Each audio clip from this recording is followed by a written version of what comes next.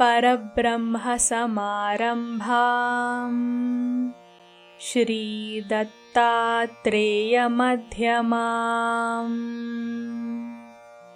श्रीदत्तस्वामिपर्यन्ताम् वन्दे गुरुपरम्पराम्।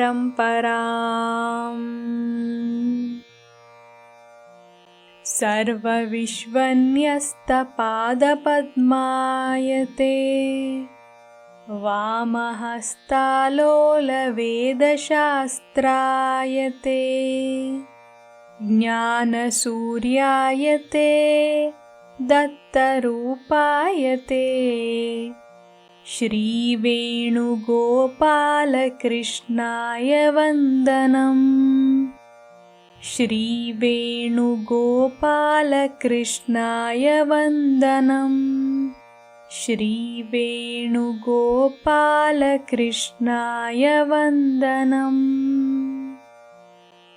गुरुदत्त श्रीदत्त प्रभुदत्त पाहि माम्। विधिदत्त हरिदत्त हरदत्त रक्ष माम्। पाहि मां दत्ता रक्ष मां दत्ता। श्रीदत्तगणपतिं भजे, श्रीदत्तगणपतिं भजे, श्रीदत्तगणपतिं भजे, श्रीदत्तगणपतिं भजे, श्रीदत्तगणपतिं भजे।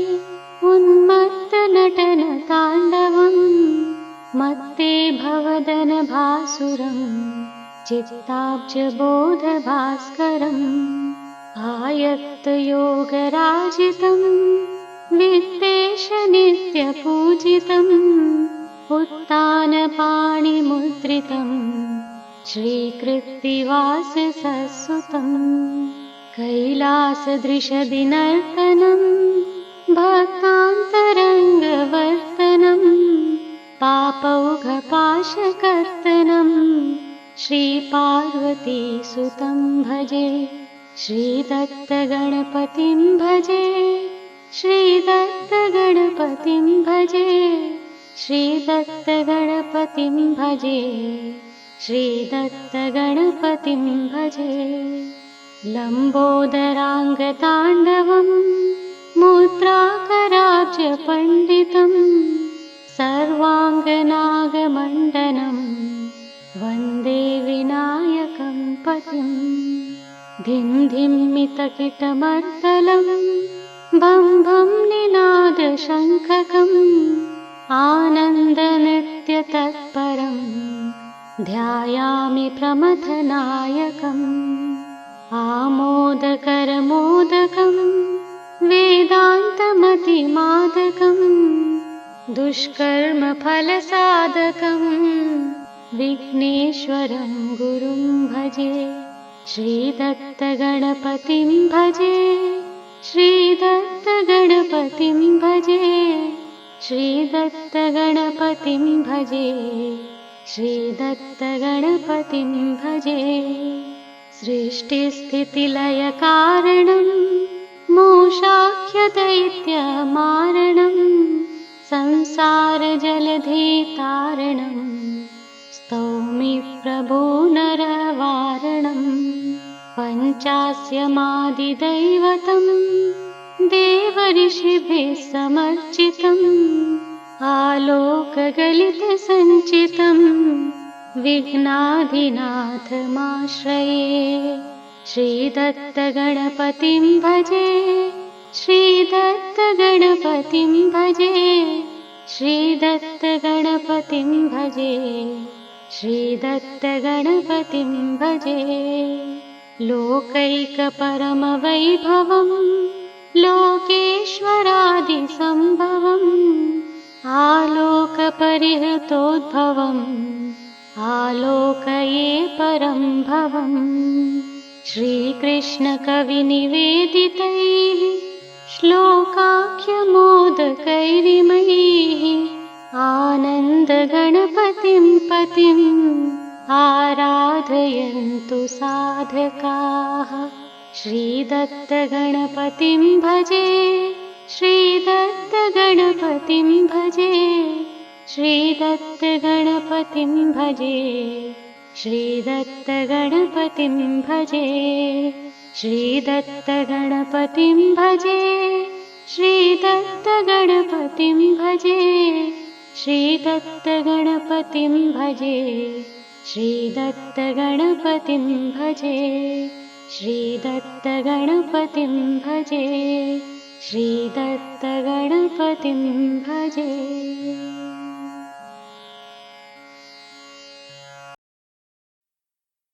Dear devotees of God Datta, we all have gathered here today on the most auspicious occasion of Shri Datta Jayanti. What is far more important than the time and place is that we are in the divine presence of His Holiness Shri Datta Swami. Therefore, we all are immensely blessed. I know how much the devotees gathered here have been longing for this greatest fortune. For those who are not aware, Swami is the most extraordinary divine personality of present times. Swami is a confluence of ancient spirituality and modern science.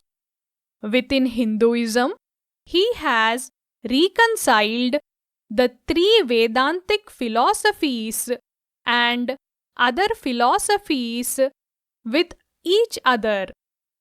In the context of world religions, he has reconciled the philosophies of all religions in the world. He has also unified the paths of spiritual knowledge, Jnana Yoga, selfless devotion, Bhakti Yoga, and practical service and practical sacrifice, Karma Yoga.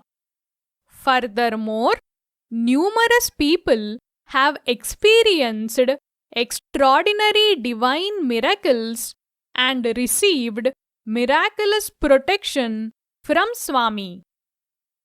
In the earlier stage of his life, Swami was known as Venugopala Krishnamurti Janna Bhatla. Miraculous incidents began even before the birth of Swami. The miracles are continued throughout his life and are still continuing even today. Swami's mother had dreams and divine visions while she was pregnant when Swami was in her womb. As soon as Swami was born, on his birthday itself, two murderous black magicians who had been terrorizing the village suddenly died in an accident. At the age of 8 years, Swami started speaking the language of Sanskrit even though he had never studied Sanskrit. And he began explaining the true meaning of Sanskrit scriptures in great detail. By 11 years, he was composing such extraordinary Sanskrit poetry that Sanskrit scholars were dumbfounded. By then, he was also making numerous and some shocking astrological predictions. By the age of 16, he had authored over 100 philosophical books in Sanskrit, mainly reconciling the three Vedantic philosophies of Shankara Ramanuja, and Madhva. By the age of 19, he had earned a doctorate in chemistry from Allahabad University after working for just 2 weeks. Later, he worked as a professor of chemistry in different engineering colleges in Tamil Nadu and Andhra Pradesh, India, until retirement.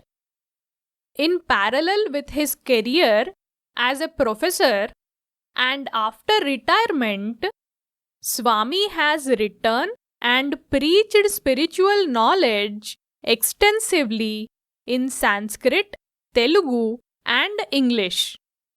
He has composed numerous devotional songs that bring out the true essence of devotion, which is unselfish and aspiration-free sacrifice. The aim of all that Swami has written and preached on the topics of divine spiritual knowledge, devotion, and spiritual practice is one. It is to unite science with spirituality, religion with religion, and people with justice and God.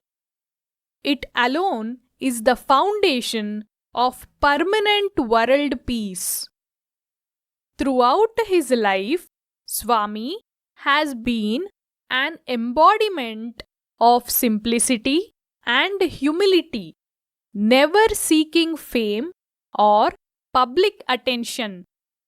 His focus has always been to guide sincere devotees on the spiritual path as their Sadguru, divine preacher, while also protecting them in their worldly life.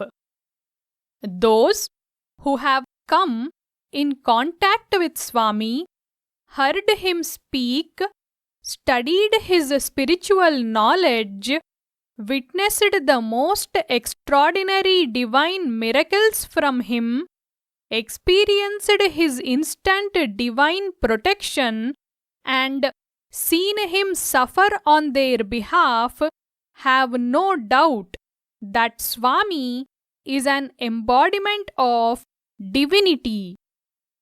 They know him to be the one and only God who has incarnated as a human incarnation in the present generation. In fact, Swami is a Paripurna Tamavatara, the most complete and the highest incarnation of God. They know him to be Lord Datta, the given God. He is God who has given himself to humanity by incarnating on earth to bring peace to the whole of humanity and to lead interested devotees to the ultimate spiritual goal. On this day of Shri Datta Jayanti, we are in the presence of that very Lord Datta who has incarnated on earth as His Holiness Shri Datta Swami. With salutations at the lotus feet of Shri Datta Swami and with his kind permission, we will now begin the Satsanga. Swami will be answering questions asked by devotees. The devotees attending online can unmute yourselves to ask your questions. Swami, first question asked by Shri Durga Prasad sir. Pada Namaskaram Swami. The Ishavasya Upanishad says that entire wealth is the property of the Lord and one should return back the extra money to the Lord with fear. You said that one should sacrifice with love.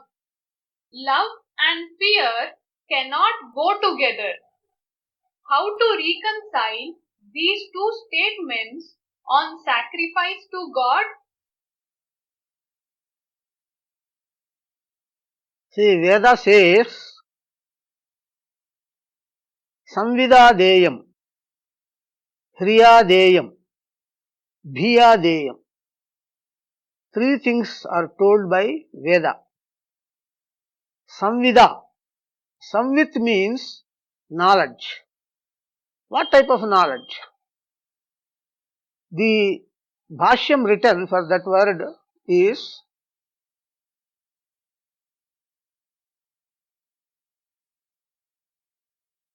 the meaning of the word samvit is patra patra vichakshana jnanam. Who is deserving and who is not deserving. When you are doing some dana, some donation, first thing you have to see is whether the receiver is deserving or not deserving. Now, Veda says two qualities for a deserving receiver. What are those two qualities? Shrotriyasya cha akamahatasya. Shrotriya, he must know the knowledge of Veda. He must be thorough with the Vedic knowledge, Brahmajnanam. That is first quality. Second quality is akamahatasya. He should not aspire money from anybody in this world. There should be no aspiration of money from anybody. That is the second qualification. If these two qualifications are there, he is deserving. All others are undeserving. Now, what is the highest charity? Krishna made highest charity to Sudama or Kuchela. Sudama has these two qualities. Shrotriyasya, he knows the Brahmajnanam. What is the meaning of the word Brahmajnanam? Brahmajnanam means identification of Brahman. Brahman is said to be unimaginable. How you can identify? That Brahman will come as human incarnation in this world. Avajananti mam mudhaha manusintanu mashritam param bhavam ajananto mama bhuta maheshwaram. The Brahman, the Parabrahman, the unimaginable God comes to earth in human incarnation, in human form. Why should he come? You see, the Parabrahman is unimaginable God. The Parabrahman incarnated as energetic incarnations for the upper worlds, energetic worlds in which energetic beings live. The same Parabrahman or unimaginable God incarnated in human form on this earth. The first energetic incarnation is God Datta. That is the first energetic form, first creation. With Datta, that first energetic form, the unimaginable God or Parabrahman merged completely. And Datta is the permanent residential address of Parabrahman. When Parabrahman merges with the medium, unimaginable God means he who is the source of unimaginable powers called miracles.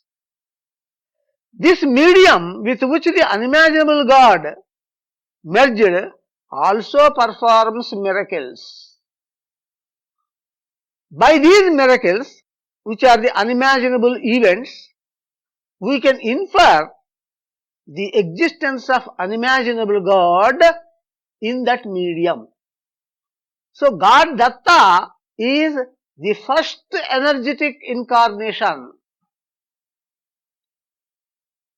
This God Datta merges with other energetic forms like Brahma, Vishnu, Shiva, Gaṇapatiṃ, Subramanya, so many incarnations are there. These are energetic incarnations relevant to the energetic beings present in the upper worlds.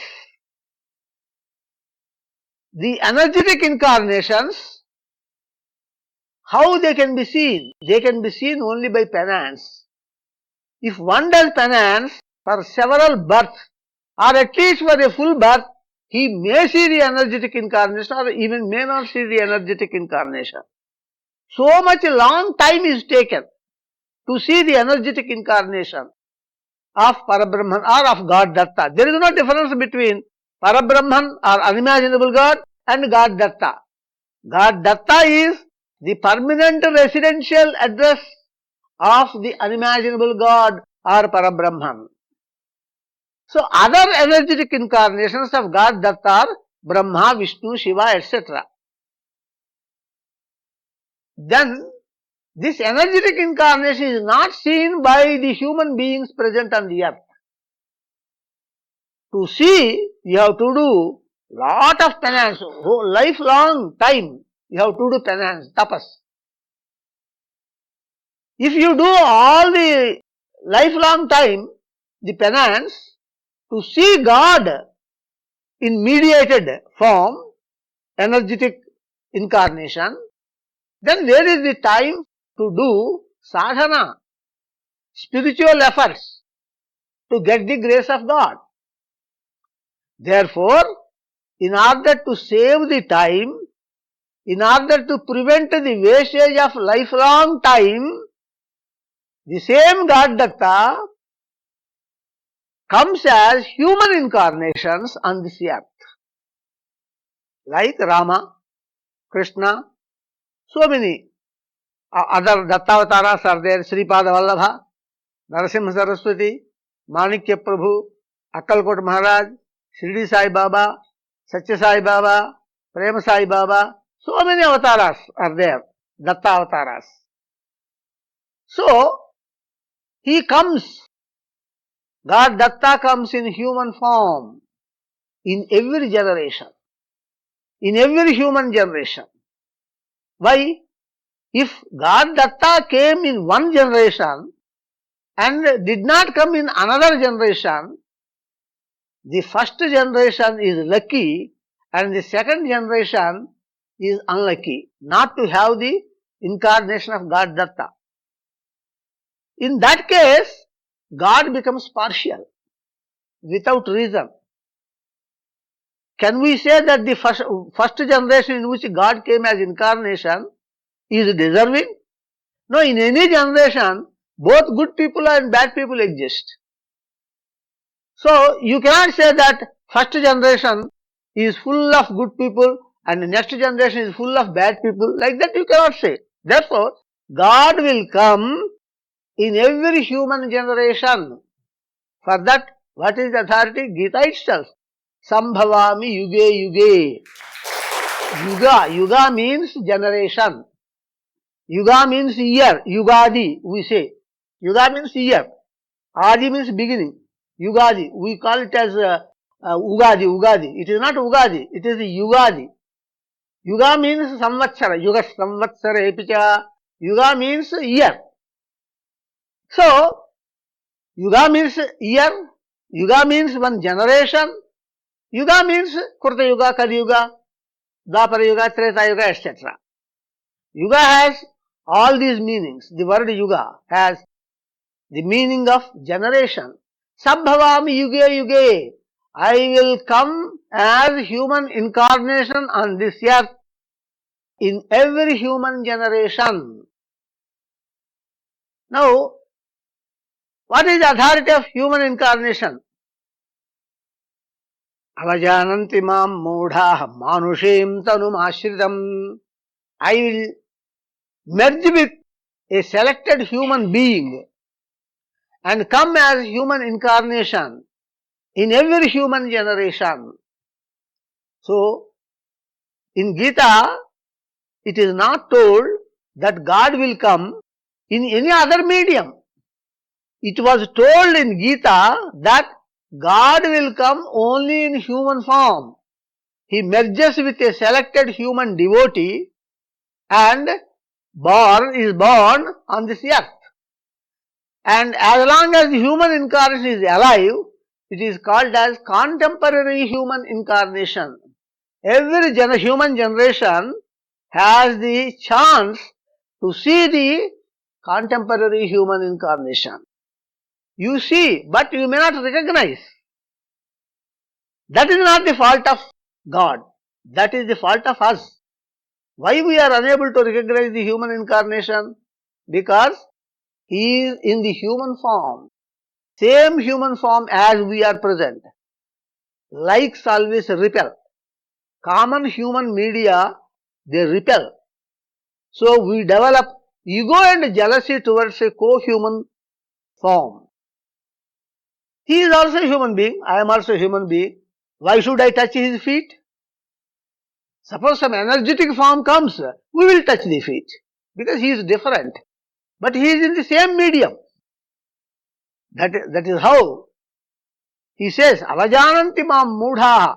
Those blind human beings who do not recognize me, avajananti, they insult me. Parambhavam ajanantu mama bhuta maheshwaram. They don't know the other side of this coin, that I am the God. So they will insult me. People have insulted Krishna when he has gone to Hastinapuram as a messenger from the side of Pandavas. Duryodhana, etc., they tried to bind him with a rope and put him in prison. And then he showed the Vishwarupa and then came out, walked out. So therefore, due to this repulsion between common human media, the ego and jealousy is developed, and we will think that why should we salute him? He is also a human being like us. Moreover, when God comes in a human medium, he does not interfere with the properties of the medium. When the current flows in a wire, copper wire, the properties of the wire are not disturbed. The current will not interfere with the properties of the wire. The wire is lean. Even if the current flows, the wire is lean. The wire is long. Even if the current flows, the wire is long. The properties of the medium are not interfered by the merged unimaginable God. So when the same common properties exist between us and the human incarnation like Rama, Krishna, etc., or Sai Baba, etc., then we think we are misled that he is only a human being like us. He is also eating, he is also drinking water, he is also sleeping like us. He is getting some fever sometimes. So this property, the common human media having similar properties, will mislead us to mistake the human incarnation as an ordinary human being. So, like this, now I was talking about the Kuchela or Sudama, to whom Krishna gave lot of wealth. Had he swallowed the third handful parched grains, all the property of God must have gone to Kuchela, and God Krishna will become Kuchela. Rukmini stopped by holding the hand. At least 1/3 of his property remained. 2/3 of his property has gone to Kuchela. So he deserved so much. You cannot find such danam anywhere in the scriptures. The only excellent danam is by Krishna to Kuchela. And you know, he never did any danam except this one. He only stole the others' properties, butter, milk, curd, etc. He was always stealing others' property. He did danam only once. in his entire lifetime. That is for Sudama. Because he is deserving. What are the two qualities told by Veda? Shrotriyasya, he must have Brahma Jnanam. What I told the meaning of the word Brahma Jnanam? Kaschinmam vetti tattvataha, who recognizes me, who recognizes the human incarnation. Sudama recognized Krishna as the human incarnation. So he is having Brahma Jnanam. And Shrotriyasya cha akamahatasya. He never aspired anything from Krishna. Never. He stayed in the house of Krishna for 4 or 5 days, and then he started going back to his home. Krishna did not give 1 rupee to him. In fact, when Sudama came, in his foot a thorn was there. And when Krishna saw that thorn, he plucked it out. And all the 8 wives of Krishna were pouring water with a golden pot, and Krishna was washing his feet. When that thorn came, it was plucked by Krishna with his hands, and Krishna started weeping. And his tears flow as streams, and with the help of the water of his tears, he started washing the feet of Kuchela. That's what in Hindi they sing a song. Nayanon ke jal se pag dhoye. Now there is no need of water from the 8 wives. With the water of his tears, he washed the feet. He plucked out that thorn. Now when Kuchela was going back after 4 or 5 days, at least Krishna should have given 10 rupees, telling him, my dear friend, you purchase a pair of chappals. In those days, 10 rupees, a pair of chappals might have been purchased. Not even a single rupee he gave, not a single paisa he gave to Kuchela. Why? Why he did not give? He wanted to test whether Kuchela is aspiring for anything from him. Kuchela is going back to his place, his village. And Krishna is omniscient, he is Sarvajna, he is God. He is observing the mind of Kuchela as Kuchela is traveling to his house. If any one of us exists in the place of Kuchela, Sudama, definitely we will scold Krishna. Dirty fellow, he has plucked out the thorn and wept and washed my feet with the water of his tears. Now, when I am coming, he did not give even 1 rupee. Big cinema actor. Like that, we would have certainly scolded Krishna. But Sudama never scolded, not even thought anything negative about Krishna. He was chanting the name of Krishna, Om Namo Bhagavate Vasudevaya. He recognized Krishna as God, as human incarnation. That is why he has Brahma Jnanam. First qualification is applicable, valid. And he did not ask, he did not aspire even in mind, even 1 rupee from Krishna. That is the second qualification, akamahatasya.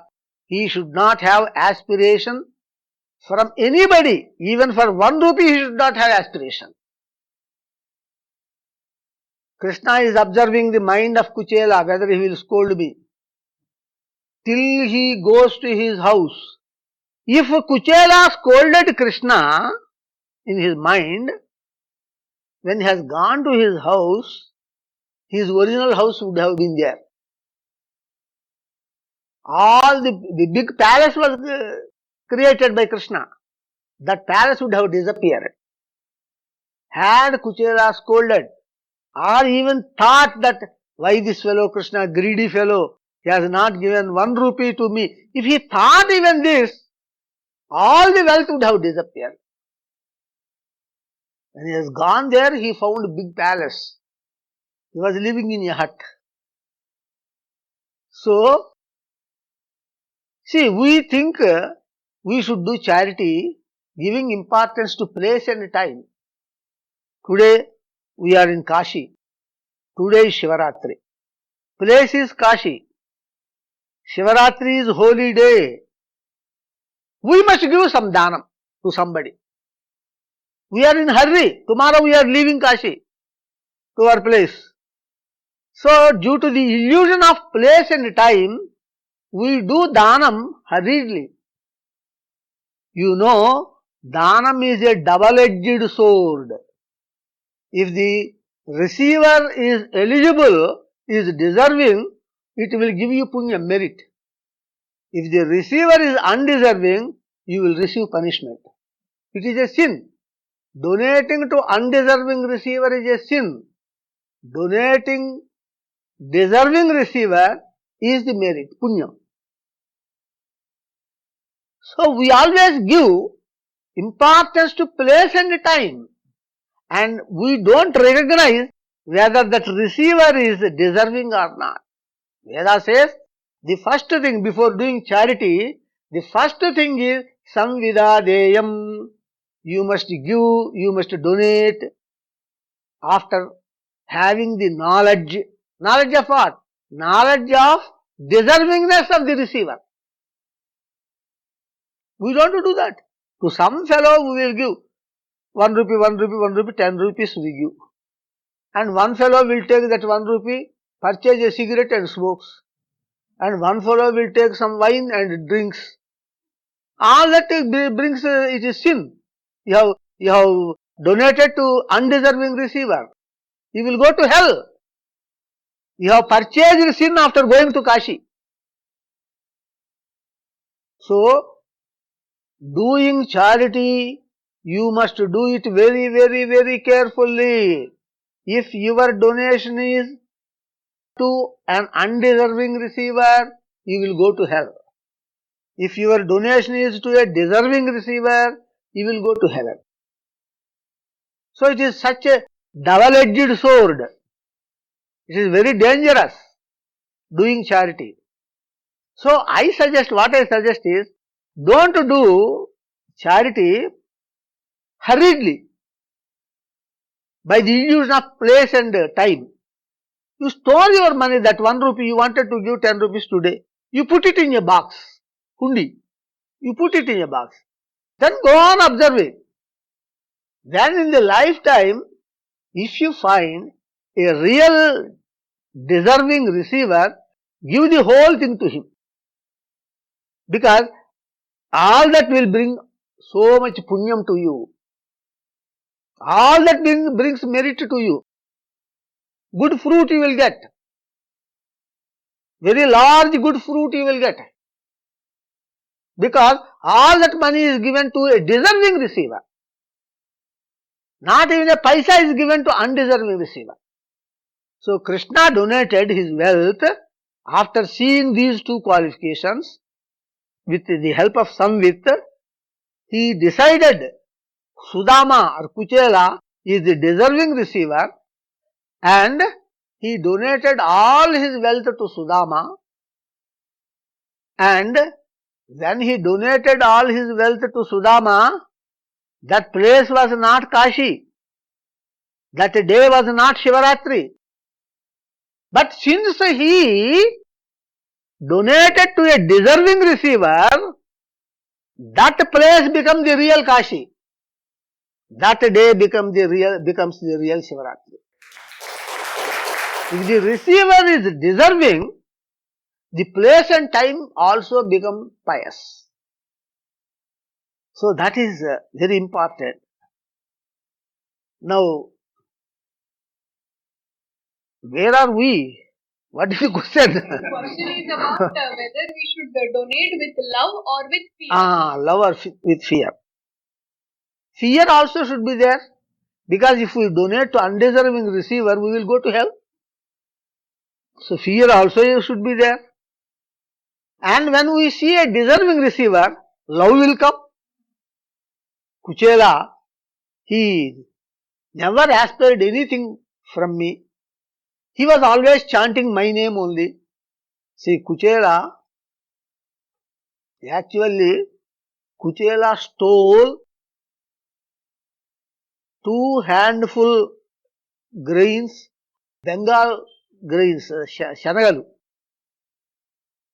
When he was studying in Sandipani Ashrama, Kuchela was his classmate, and the Guru Patni, the wife of the Guru, gave 2 handful Bengal grains. Krishna was somewhat far away. She told to Kuchela, half you give to Krishna, half you eat. Yes, he agreed, and they both went to the forest to bring sticks and darbhas, etc. Then rain came, lot of cold winter, very cold air. Then Kuchela climbed a tree, and Krishna was sitting at the beginning of the tree on the ground. Then Kuchela started eating these Bengali gram grains. He not only ate his share, he also ate Krishna's share. Krishna asked, Kuchela, why some sound of your teeth is coming? What are you doing? He told, due to winter, my teeth are clashing. He told lie. Now you see the beauty, just one morning message I have written. By stealing God's money, same 2 handful Bengali grains, he lost all the wealth, he became very poor, suffered without food. He has got 10 children, wife, and they get one meal for after 10 days. Like that, they were suffering with lot of poverty. And with the same 2 handful parched rice, he got immense wealth. 2 పిడికిళ్ల శనగలు భగవంతుడు దొంగిలించటం వల్ల అనూహ్యమైనటువంటి దారిద్ర్యాన్ని పొందాడు. అదే 2 పిడికిళ్ల అటుకులు కృష్ణుడు భగవంతుడికి ఇచ్చినందువల్ల అనూహ్యమైన సంపదను పొందాడు. 2 చోట్ల 2 పిడికిళ్లే, 2 handful grains. See? So, here he is asking, while doing charity, you told love should be there, but Veda says fear should be there. Both are correct. Veda is correct, what I tell is also correct. Because I told the Veda. Now how? What is the logic? When you see an undeserving receiver, you must fear to donate. When you see a deserving receiver, you must love him. And both are correct. Both are logically justified. Is it not? Then Hriyadeyam. One more is also Samvida, knowledge of deserving and undeserving receivers. Then Dhiyadeyam, fear. And Hriya is shyness. Shyness because he is such a good fellow, I am donating to him. Unfortunately, my hand became the upper hand and his hand became the lower hand. Then you should feel shyness for that. You shall be ashamed. You should not give with ego. My hand is upper hand, his hand is lower hand. You should not donate with ego. You should donate with shy. Are such a good fellow. His hand is now downwards and my hand is upwards. So with shyness you must donate to deserving receiver. Now the second, what I told is love. Love for deserving receiver and fear for undeserving receiver. So both are correct. So, okay. That we will type later on. Okay. Next. Second question by Sri Durga Prasad Garu. Is the creation evolving, or is it just a pre-shot movie watched by the producer of the movie as seen in the world? If there is a free will to souls, definitely the creation must be evolving. Kindly remove my confusion. I have not followed his question. Is the creation evolving, or is it just a pre-shot movie? What do you mean by pre-shot movie? Already shooting is over. Shooting is over. Pre-shot. Shot is past tense. Pre-shot movie watched by the producer of the movie as seen in the world. Okay. If there is a, first I will answer that half. You see, people take a film show, cinema, so that all the public will see. That is the simile, case of the simile. But here the case of the concept is quite different. Because all the public exist in the film show only. Not out of the film show. So, the world, that is the film show, is for the entertainment of God. That is clearly told in Veda. Ekaki naramate sadvitiyamaichat. He was alone in the beginning. Ekameva advitiyam brahma. He was alone. He got bored. Ekaki naramate sadvitiyamaichat. Therefore, he wanted somebody, some second person must be there, so that boredom will go. That is why he has created. So here, the audience is only one person, that is God. And from second person onwards, they are in the film show itself, not in the hall. Hall only producer is sitting. He is not only producer, he is the director. He is not only the director, he enters this cinema as a hero. He is producer, director and hero of the film. 3. So therefore, that first half is answered. Watched by the producer. It is watched by the producer, director, come hero. Producer, come director, come hero. Only one audience, single member audience. And if there is a free will to souls, definitely the creation must be evolving. I could not follow this also. If there is a free will to souls, okay, free will means freedom. Souls are given freedom. Souls, the creation must be evolving. How to connect the evolution to the freedom of the souls? What is evolution? Changing the mind. Huh?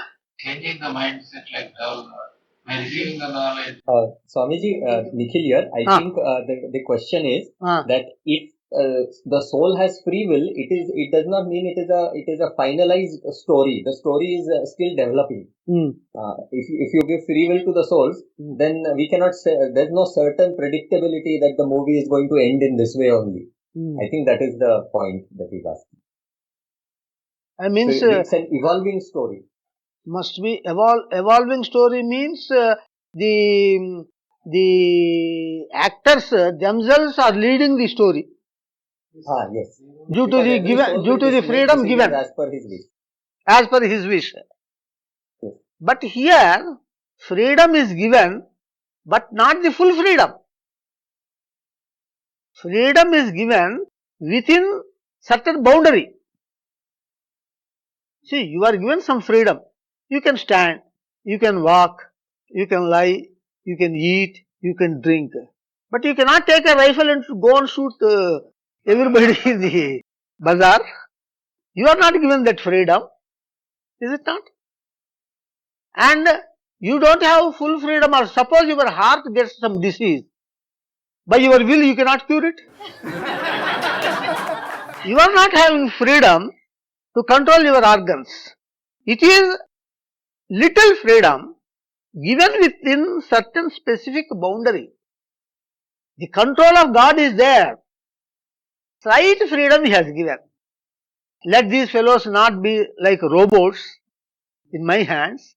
Let them have some freedom. Some freedom. Now, how to answer Dr. Nikhil? Dr. Nikhil? Yes, Swamiji. The freedom is not full freedom. Yes. The freedom is only little. Yes. Within the specific boundary, God is having all the control. Yes. But little freedom He has given. Yes. Swabhavastu pravartati, that is in Geeta. Yes. Then it is neither full freedom nor full control. Yes. Now, how should I answer this question? Swamiji, the question is answered because when full freedom is not given, it is only within a certain range. Like a cricket match can only go on in the field. Yes. It cannot cross the boundary of that field. It cannot. Cricket match cannot continue in the city also, outside on the roads. Yes. So therefore, do you feel that the question is answered? Yes, Swami, I feel it is answered beautifully. What is happening is, yes, tell me. Abhajan Purusham Pashum, then that also considers freedom. No, Abhajan Purusham Pashum is only the Karya Shakti is God, but the direction is not in His hands. Direction is the freedom. No, direction is not the freedom. Direction is decided by the soul, by the freedom, okay. But due to freedom of the soul, He is giving direction. But the fruit is related to the direction, not to the Karya Shakti, not to the vehicle. You are going on a horse to forest. Robbers are beating you. You are going on the horse to your friend's house in the city. You are getting lot of good hospitality there. Okay? Now the horse is not responsible. The fruit is due to your direction, not due to the horse taking you, not due to the capacity of the horse to take you. It will take in any direction you give. So the fruit is coming to you, not to the horse. Is it not? Yes. So now how do you connect this with the question? The knowledge received from the Sadguru, that is the Jnana, human beings' characteristics keep changing. So that also we can call as evolving. Like an atheist can become a theist, and an atheist can become a good theist, and even. No, what Dr. Nikhil is telling is full freedom given one side, complete control on the other side. Within these two directions only we have to answer the question. Either it is complete evolution or complete control of God. But it is in the via media. He has given some freedom and some control is also there. So evolution to certain extent and evolution to certain extent. Evolution means freedom. Is it not? Yes. Evolution means freedom. Evolution to certain extent, but his control is still there. It is not full freedom. So that is the status of the matter, subject matter. So that question cannot be decided fully, either this side or that side. Okay, Dr. Nikhil, is it all right? Yes, Swamiji, it is perfect, Swamiji. Okay. Within the boundaries that He has given, God has given, the soul has that limited freedom, and all the permutations and combinations of the story that are possible, they are all known to Him because He is omniscient, and they are all within His control because He is omnipotent. So the freedom given to the soul is not compromising His omniscience or omnipotence. So His control is also 100%. Yet, within the boundaries of his control, he has given some little bit of flexibility. Flexibility. So that little bit of flexibility is related to evolution. So it becomes an evolving story, so that it is not if it is like a fixed match, you know who is going to win and everything is known, then there is no enjoyment, no entertainment. Yes. So that for the sake of that enjoyment is given a little bit of unpredictability. Entertainment, yes. That point also is there. And now Pani told that Abadhan Purusham Pashum, the horse, the rider is giving direction and the fruit is coming to the direction, whereas the horse is taking. Yes. Horse is the Shakti or energy that is supplied to do the work, that is supplied to the person to do the work. Correct. So, now how this point is related to this evolution and complete control? Swamiji, I think in the same way that omnipotence of God is there, in like the whole match or the whole game is being played using his resources on his land, on his property. Yes.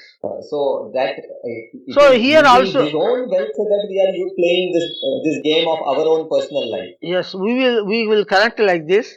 The person riding the horse is not having the capacity to run like the horse to the goal. In that sense, there is no freedom. But since he has given the direction qualitatively, he is receiving the fruit.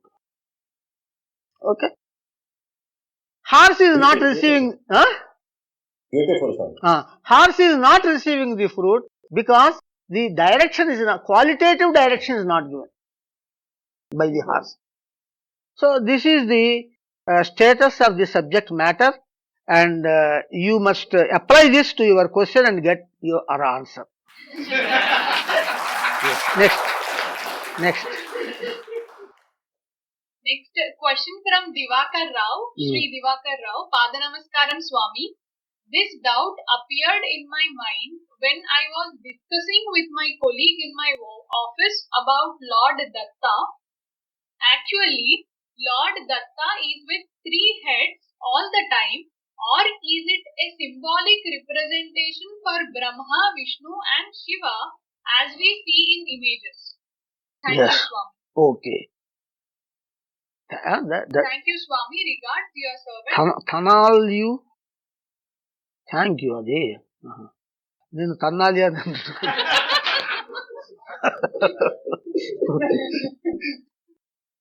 So here, God Datta has taken.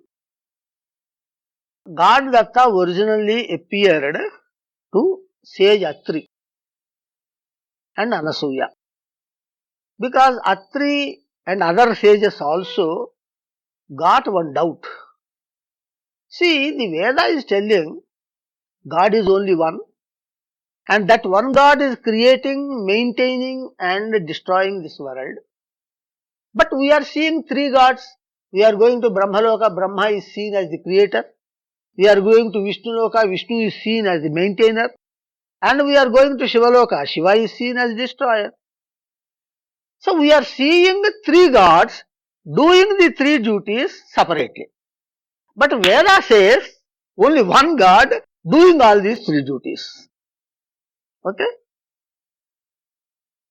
That is why they did lot of penance on a mountain called Ruksha Parvata. All the sages. Then God Datta wanted to test Atri. Brahma, Vishnu, Shiva, 3 appeared. They 3 told, we 3 together are that God doing the 3 duties.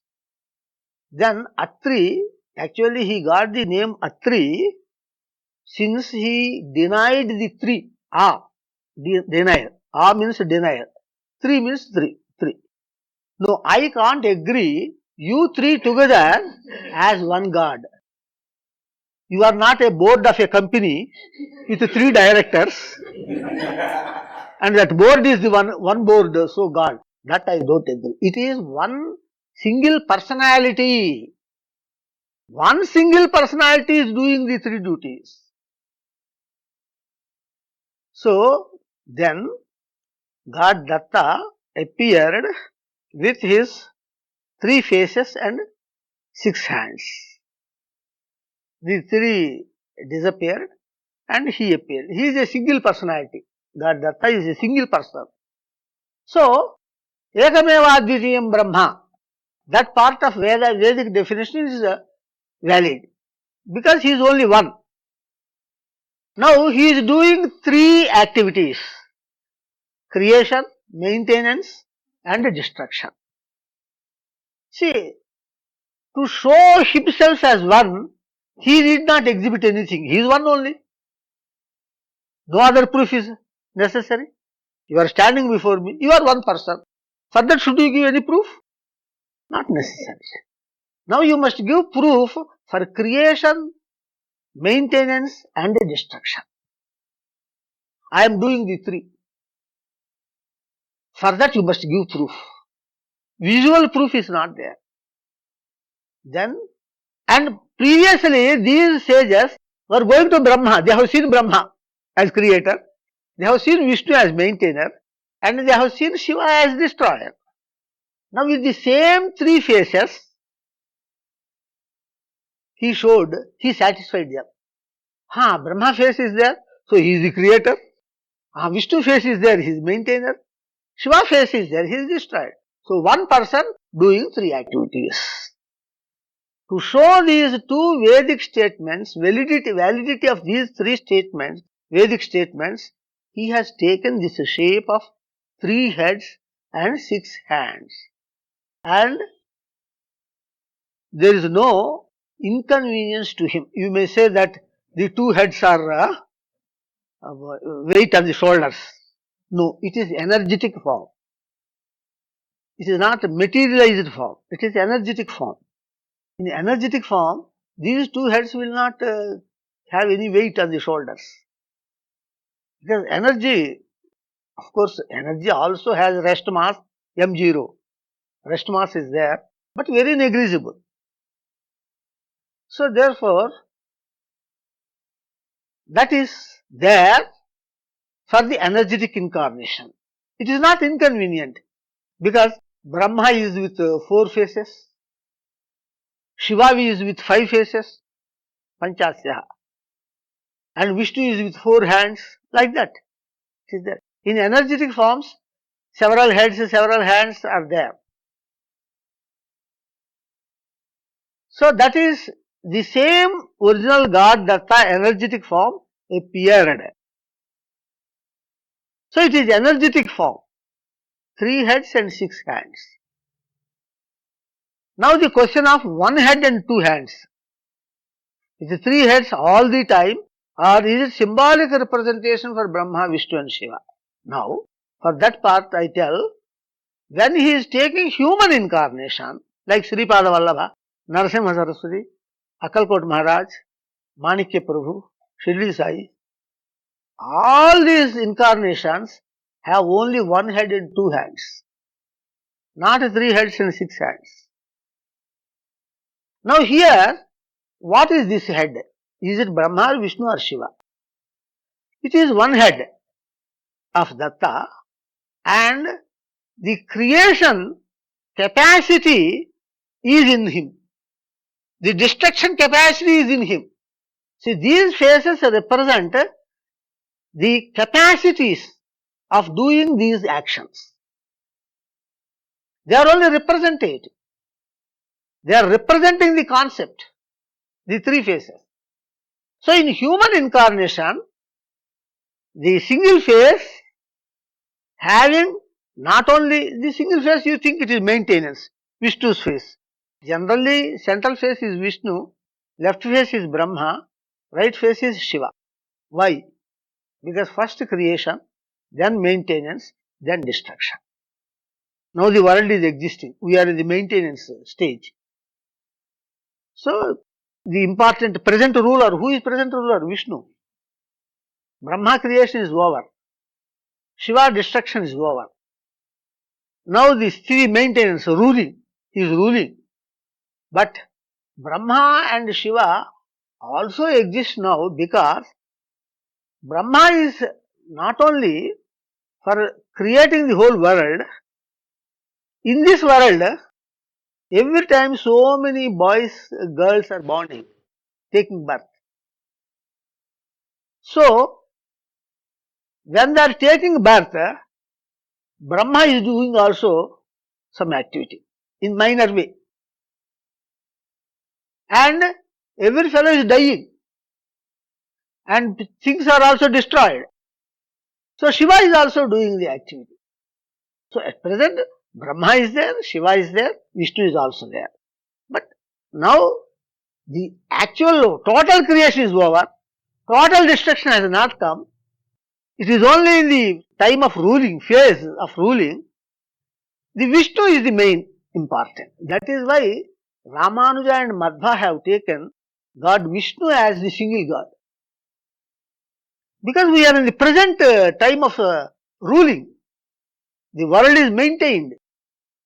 That is why they have taken Vishnu as the main God, single God. But it is also a representation. Both are correct. 3 heads and 6 hands are there in the energetic incarnation. And in human incarnation, 1 head and 2 hands are there, and the other 2 heads and other 4 hands represent the concepts of creation and destruction of the world. And those concepts, those potencies are present in this single person with single hand. So, when he got 3 heads, other 2 heads, they are only representing these 2 potencies. The central head is representing the potency of ruling. So, it is a concept symbolized, personified. So, both apply. That is also correct and this is also correct. Okay. Next. That's all. Question from Srimati Anita Renukuntla. Pada Namaskaram Swamiji. First of all, thank you Swamiji for the grace you are showing upon me in both happiness and sufferings, and do forgive me for my mistakes. I have a few questions to clear from you. Do enlighten me. First, Amma and Sri Satya Sai Baba says, love all, serve all. By reading itself, we get positive vibes from this. But in our daily lives, we come across the people or relatives who have already done harm or humiliation, which pricks a lot. And it is hard to develop a good corner for them. How should the above quotation be applied? Now, first thing, there is one saying, Manava Seve Madhava Seva. If you serve the humanity, you are serving God. Serve all human beings. It is the service of God. This means every human being is God. What Shankara told, Advaita philosophy. Okay? Why Shankara told like that? When he came to this earth was fully filled with atheists. There were Purvamimamsakas and Buddhists at the time of Shankara. Both Purvamimamsakas and Buddhists were atheists. If you go to an atheist and say, there is somebody else other than you called God, will he agree? He will never agree. He will agree only if you say, you are God. Oh, I am God. Nobody else other than me? No, nobody else. You are God. Then Then Shankara did three statements, trickish statements. First is, you are God. You exist. Yes, everybody agrees that he exists. Since you are God, God exists. He made the atheist to say that God exists. Because the human being is existing. Because the human being is God. By that trick of three statements, he made say the atheist that God exists. What a beautiful brain of Shankara. Unimaginable brain. Simply by three simple statements. You are God. Yes, I am God. The atheist will say, because he is denying God other than himself. Yes, I am God. You exist? Yes, I exist. So God exists? Yes, God exists. How beautiful, huh? His brain. See, in Humboldt University in Germany, Dr. Brahmaji Rao, physics professor, he has gone and he told me after returning from that, in the hall, all world genius photos were kept. In Germany, Humboldt University. And you know who was the first photo? First photo was of Shankaracharya.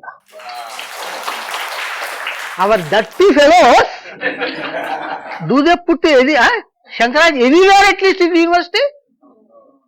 Anywhere. Swami, Amrita University we have. We have.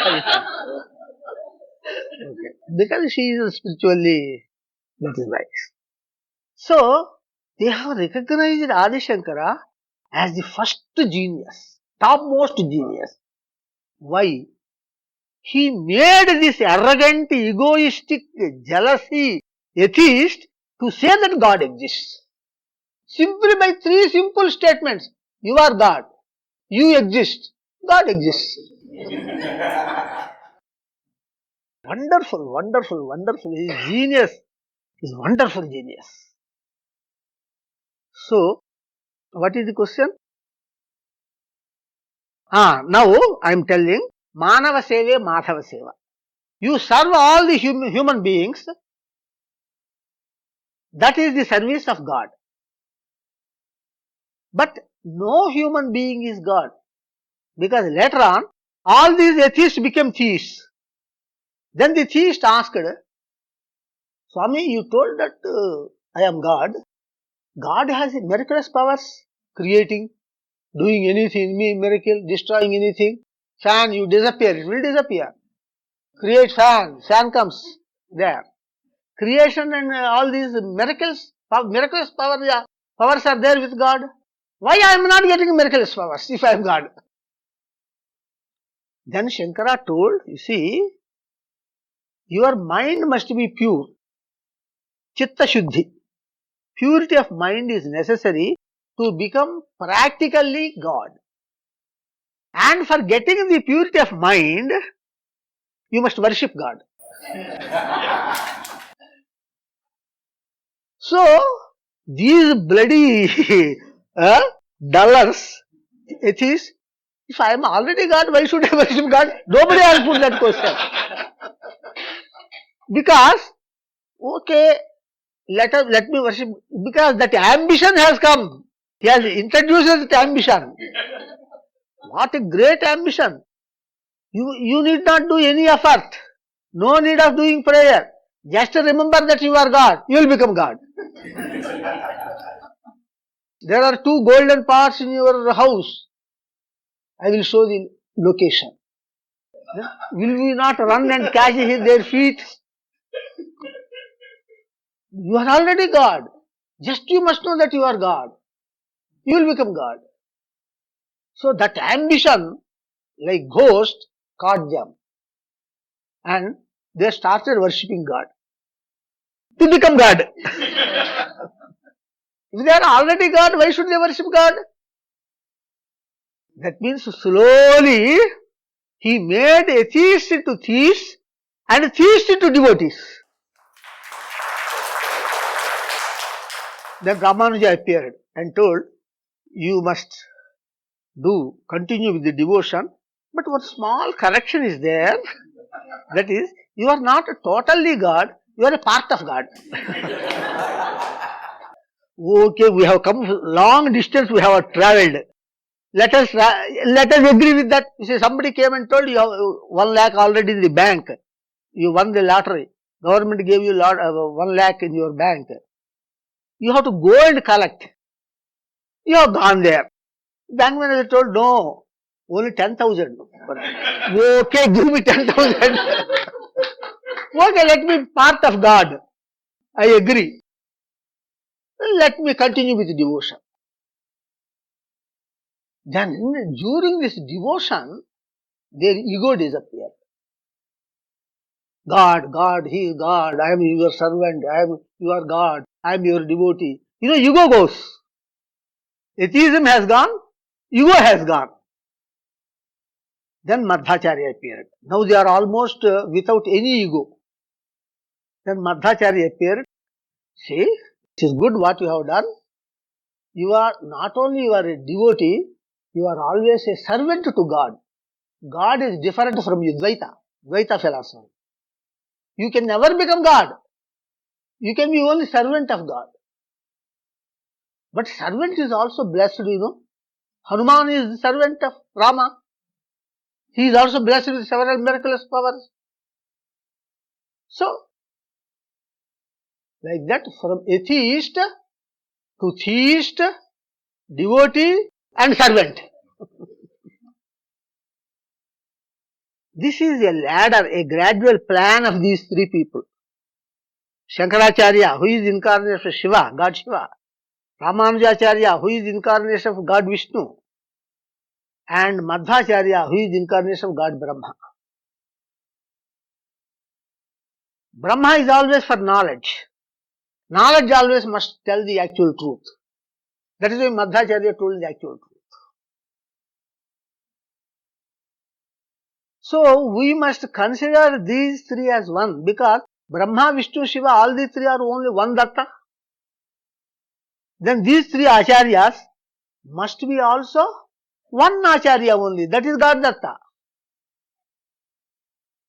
That is why I wrote one shloka in Datta Guru Bhagavad Gita.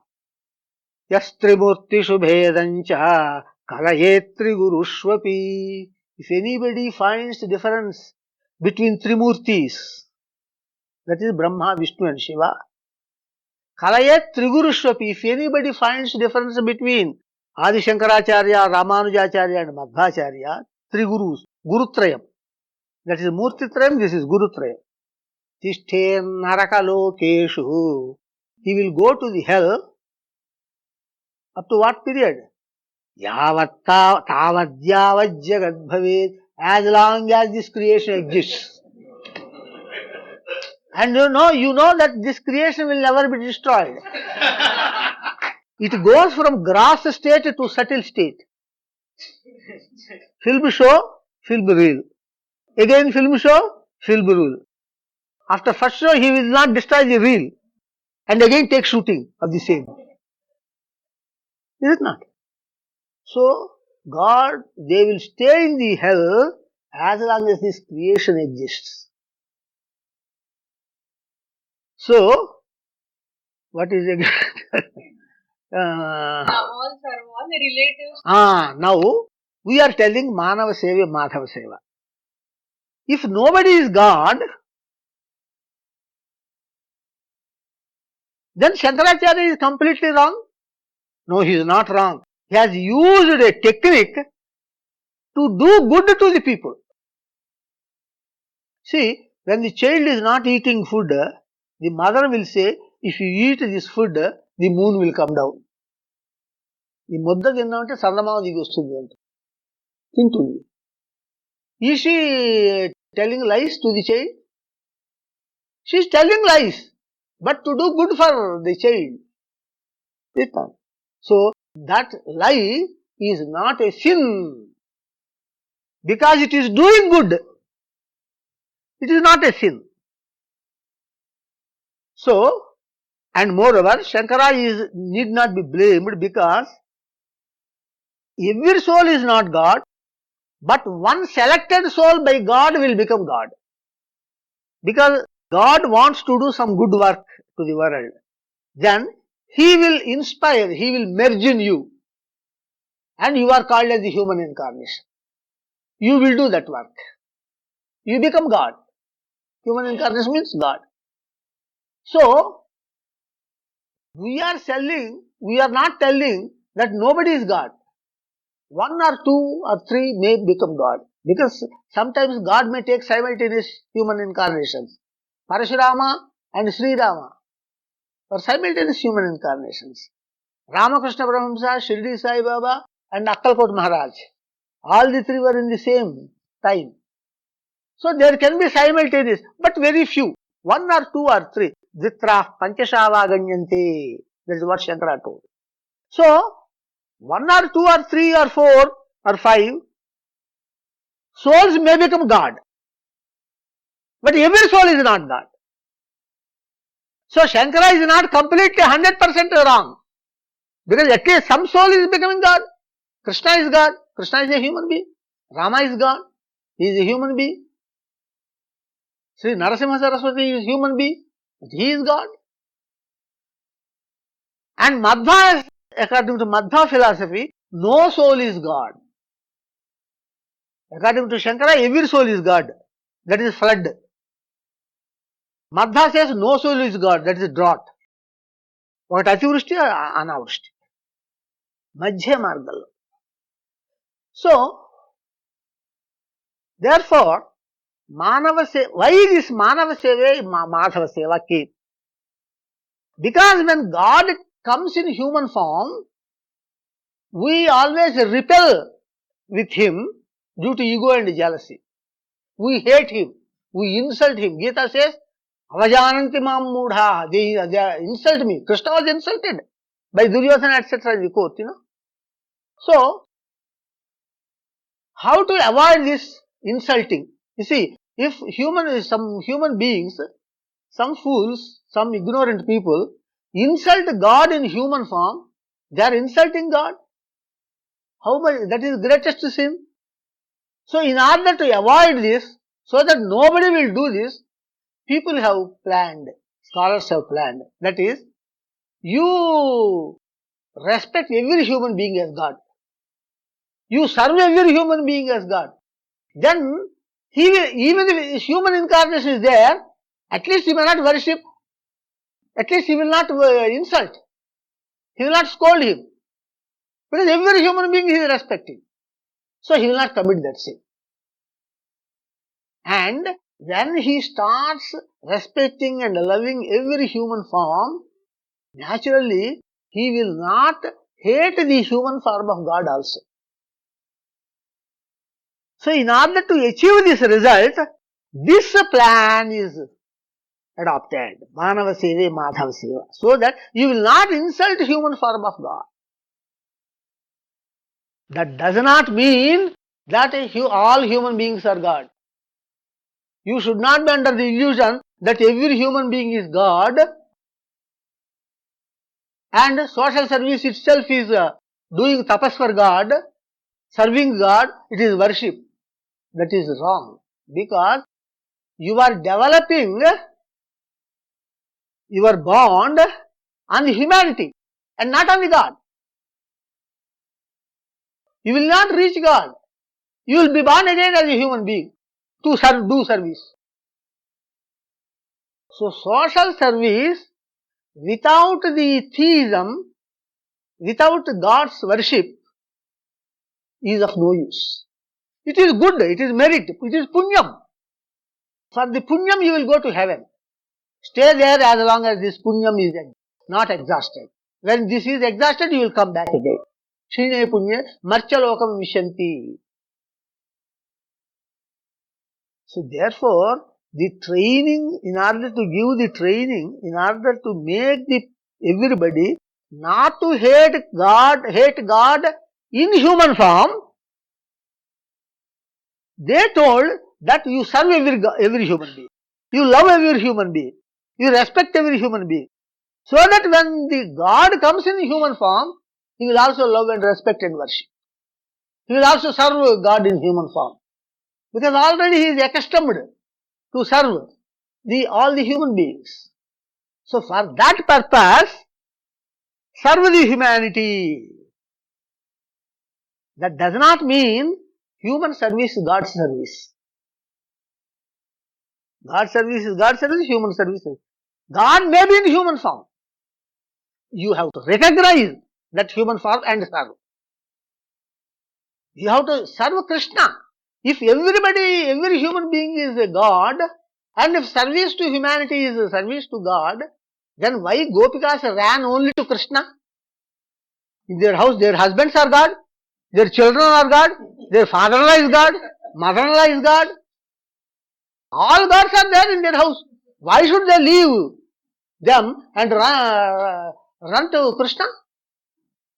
It is not.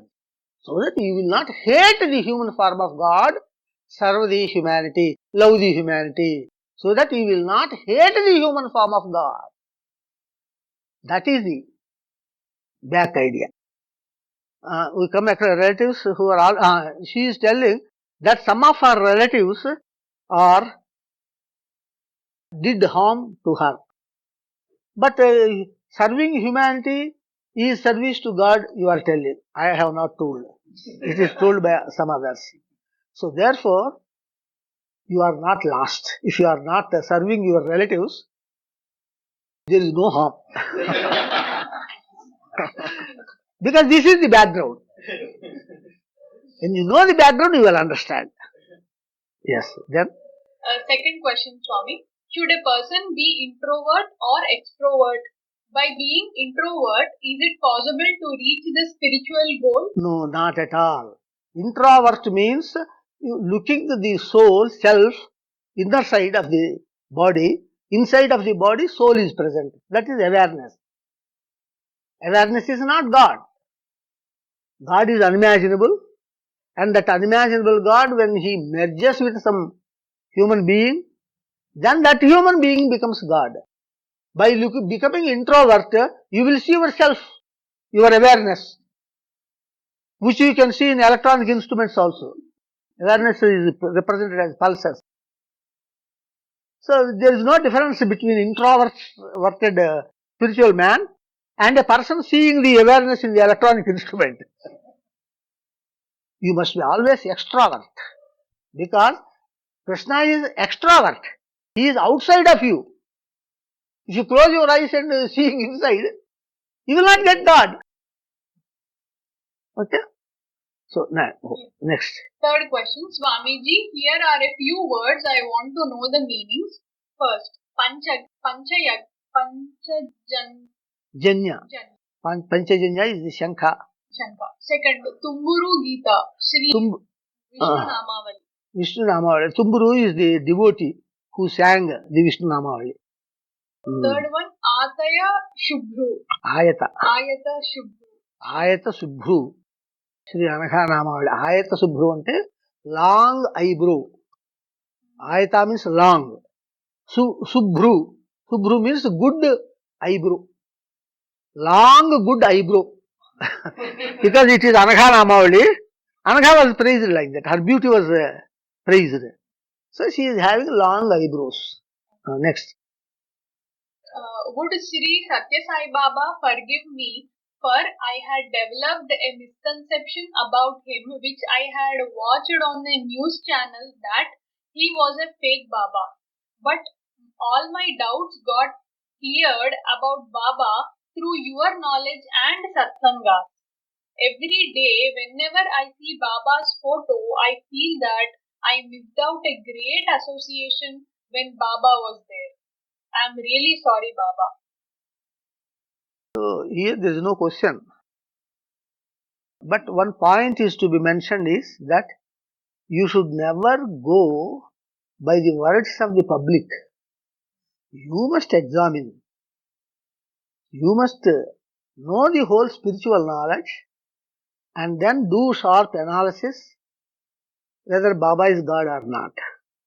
Somebody told you follow it, then even in the worldly life it will harm you. Somebody will tell that your wife is characterless. Then you will live. Will you not inquire? Will you not? Don't you have your intelligence? It is not good even in worldly life. Not to speak of spiritual life. Here is a request from Chanda ma'am. Pada Namaskaram. Singing the bhajans. Yes. That we told okay. Okay, so after the session I'll... Question from Sri Satya Reddy. First question, Pada Namaskaram Swami. Is it true that we shouldn't buy a house or a land around temples? See, here in Shastra, in Vastu Shastra, it is told that your house should be at least 100 feet away from the temple. At least 75 feet or at least 50 feet, they say. Some say at least 25 feet. 25 feet from Dhajastambha. What is the secret in it? If you start building your house near the temple can't be expanded. Suppose more people are coming and you want to expand the construction of the temple, you can't do because adjacent houses are there. Okay?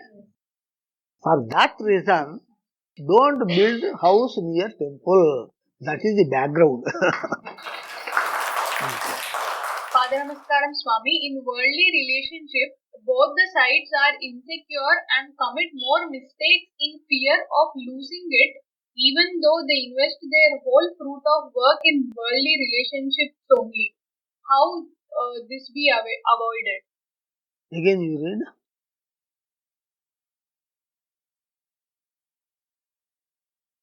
Swamiji, in marriage, relationship or worldly love, people should have love and trust on each other. But for me, both are looking like scapegoats to each other, Swamiji, because both are extracting their energies, time, money after spending all these to each other. They still are in a fear that their relationship might lose. How this fear can be avoided? Swamiji, in fear they're committing more and more mistakes and spending more and more energy. So how can this be avoided? See, this is a question related to simply pravrutti, worldly life.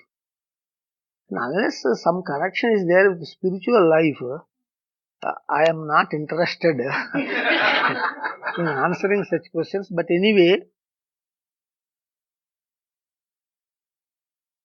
pravrutti nivrutti shakhadvayam vande dattam veda vruksham. So, see here in the entire question, the advice is that you should not spend money before marriage. Actually, they try to attract the girl or girl tries to attract the boy by spending money. And when he lavishly spends, the girl will think, tomorrow also he will also take away my salary to spend like this. He is not saving. This fellow is unfit. I have seen some alliances like that. And moreover, spending the money, will it create real love? It is only show. When you don't have money really, you try to spend money.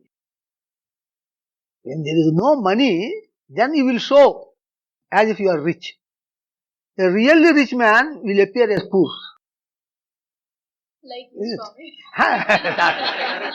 I am rich in knowledge. That's all.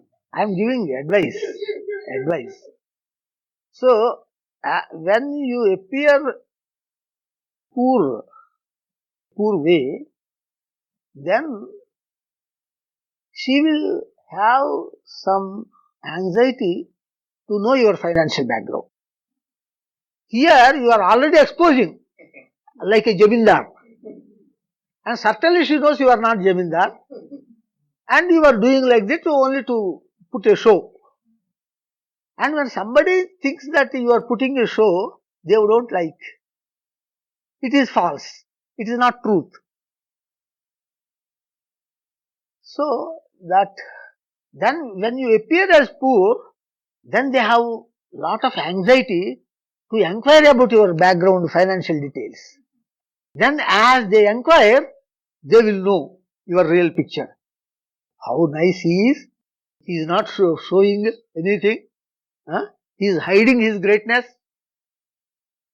He is a deserving person. He is the right person. That gives good impression actually. That gives good impression. That is how the marriage took place between Shiva and Parvati. Shiva appears very bad dress. So, very poor. That is what he says. Vopur Virupakshavalaksha Janmata Digambaratena Niveditam Vasu Vareshu Yad Balamurgaksha Brugyate Tadastikim Yastamapi Trilochane. That Shiva comes as a brahmachari, no, and tests Parvati. Shiva himself is speaking about Shiva. He is criticizing himself. He tells, Vopur Virupaksha. Is he beautiful? With a third eye, fire eye? People will fear even to look at the face. When it will open, we don't know. In Shivalaya also when you go, they will not see Shiva directly. Only between the two horns of Nandi, they see Shiva. Nobody is allowed, recommended to see Shiva directly. Because the third eye is there. That may open at any time. Actually, when Manmatha threw arrows, Shiva did not intend to burn him. What happened when he threw arrows? Shiva became angry. And in anger, Bhrukuti Bhanga, that is like this, it comes like this. When it came like this, the third eye opened. Bhruvanga Dushpretsya Mukhasya Tasya Thuran Tapah Paramarisha Vivruddhamanyo. This fellow is trying to spoil my penance. Vivruddhamanyo. He became angry. Bhruvanga Dushpretsya Mukhasya Tasya. In anger, the Bhrukuti will happen. That is like this. Phuran Udarche Sahasatrusiya. The third automatically opened and the fire jumped and burned the Manmatha. He did not intend.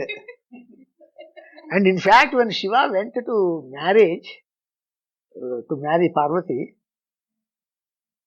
all his things changed into jewels and ornaments. He became real bridegroom.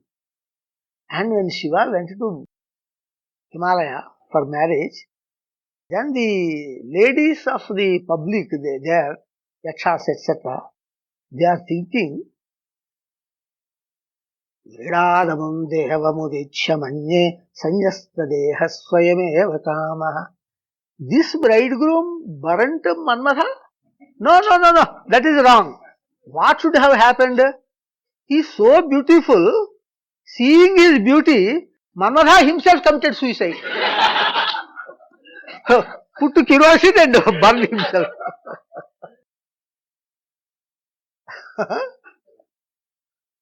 So, always simplicity, not projecting. That is the reality, that is divinity also. That is called as divinity. That leads to divinity at least. Next. Swamiji, some people are putting saaligramas in house doing puja. If saaligramas are not treated in proper way and proper food is not given, there are many scenarios that people are affected with problems. Some people also say that saaligramas have some unimaginable power. This means unimaginable God is present in saaligramas. No. See, in Shvetashvatra Upanishad, it clearly says, Natasya Pratima Asti. God is not living in any stone. in any statue, in any photo. Veda clearly says. Moreover, Manusmriti also says, Pratima Shalpa Buddhinam. The statue worship is only for the beginners. The photo or statue is a representative model of God. Just like the flag, national flag, it represents the country. See, if you want to salute the country, you will not take a helicopter and go around all the country saluting. If you salute to the flag, you are saluting to the country. Is it not? It is a representative model of India. So, salutation to flag is salutation to the motherland. So, it is only a representative model. God is not staying in any inert object. If God wants to come as incarnation, He will come only where there is awareness. Because God comes as incarnation only to preach knowledge, only to clear the doubts in the spiritual knowledge. For that, awareness is necessary. You should speak. You should have some mind-brain awareness. He will not enter the inert objects. But worship of statues and photos is not wrong. Because by worshipping statues and photos, by meditating upon the statues and photos, you are reminding about the God. You know, your marriage functions, photo album is there. Marriage is over. Your son's marriage is also over. You are taking that marriage album and seeing. You remember that those sweet moments, is it not? So how, when you are enjoying the album, photos in the album, why don't you enjoy the photos of God? In the same way. So your theoretical devotion is improved with the help of statues and photos. They represent God. They are not God. God is not in them. And especially salagrama, they always try to pour water on the salagrama because in ancient days, they used to pick salagrama from the water. And salagrama has a hole. In that hole, some small insect is present. And if you bring the salagrama from the water, you must always pour water. You must always keep it immersed in water so that that insect will not die. But now salagramas which are on the bank, they are collected and they are purchasing. The insect is not there. So nothing, no miraculous powers exist in any representative model of God. Miraculous powers exist with God only, with God Datta only, and only in His incarnations. That's all. And miraculous powers are also not good, because projection of miraculous powers, God never wants to project Himself. If a demon gets a miraculous power, he tries to project, because he wants fame, name, influence, etc. God is already bored with fame in the upper world. He came to the earth to hide Himself and enjoy some entertainment. You know, you are always bored in your office. You apply for 10 days leave and go to a picnic. There also, if the clerk comes with file, sir, you have to sign here. Arey Babu, what is this? Huh? God comes to earth only to entertain, because He is already bored with the heavy fame He got in the upper worlds. So He never projects His miraculous powers. Only a demon projects the miraculous powers. And he is always hiding himself. He doesn't project his miraculous powers. And moreover, the incarnation always tries to use the miraculous power for the welfare of the devotees, not for projection.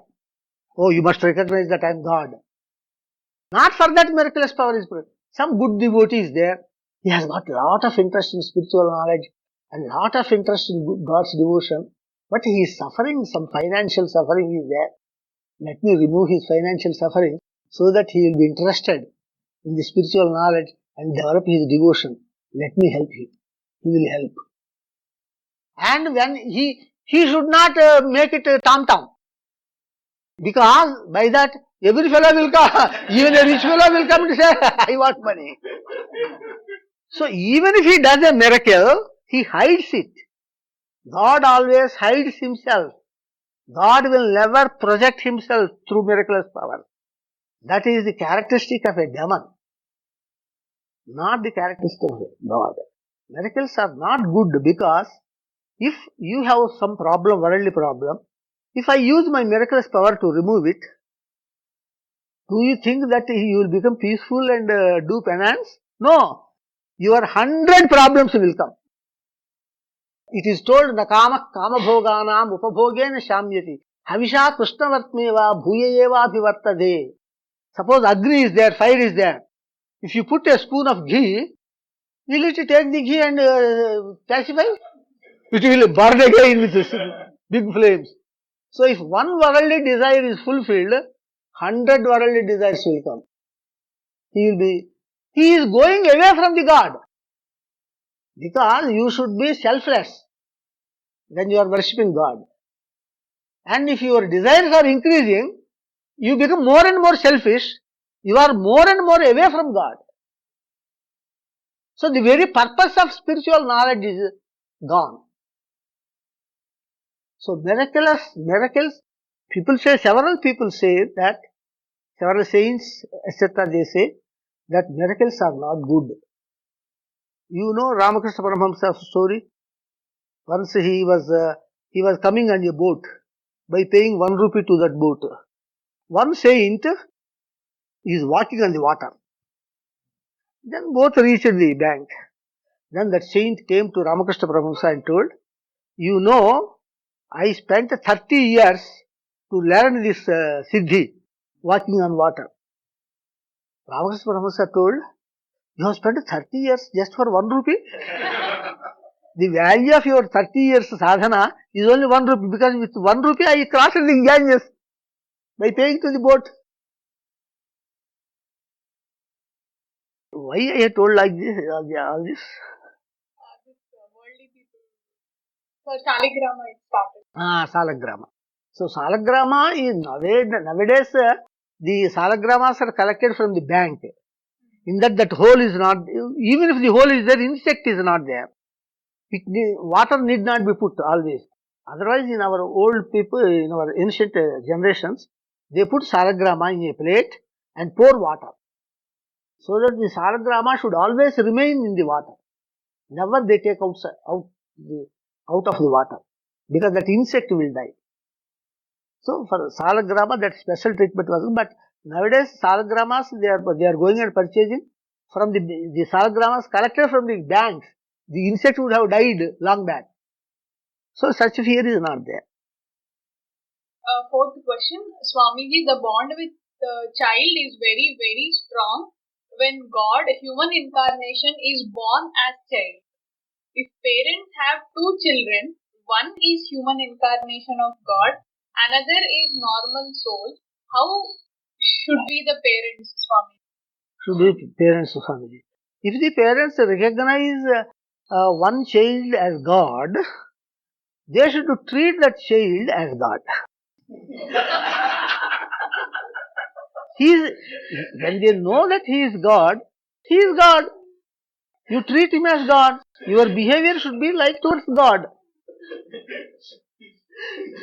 And what spiritual knowledge says? You must cut all your worldly bonds. Bond with life partner, bond with children, Dareshana, Putreshana, Dhaneshana, Eshanatrayam. You must cut the worldly bonds.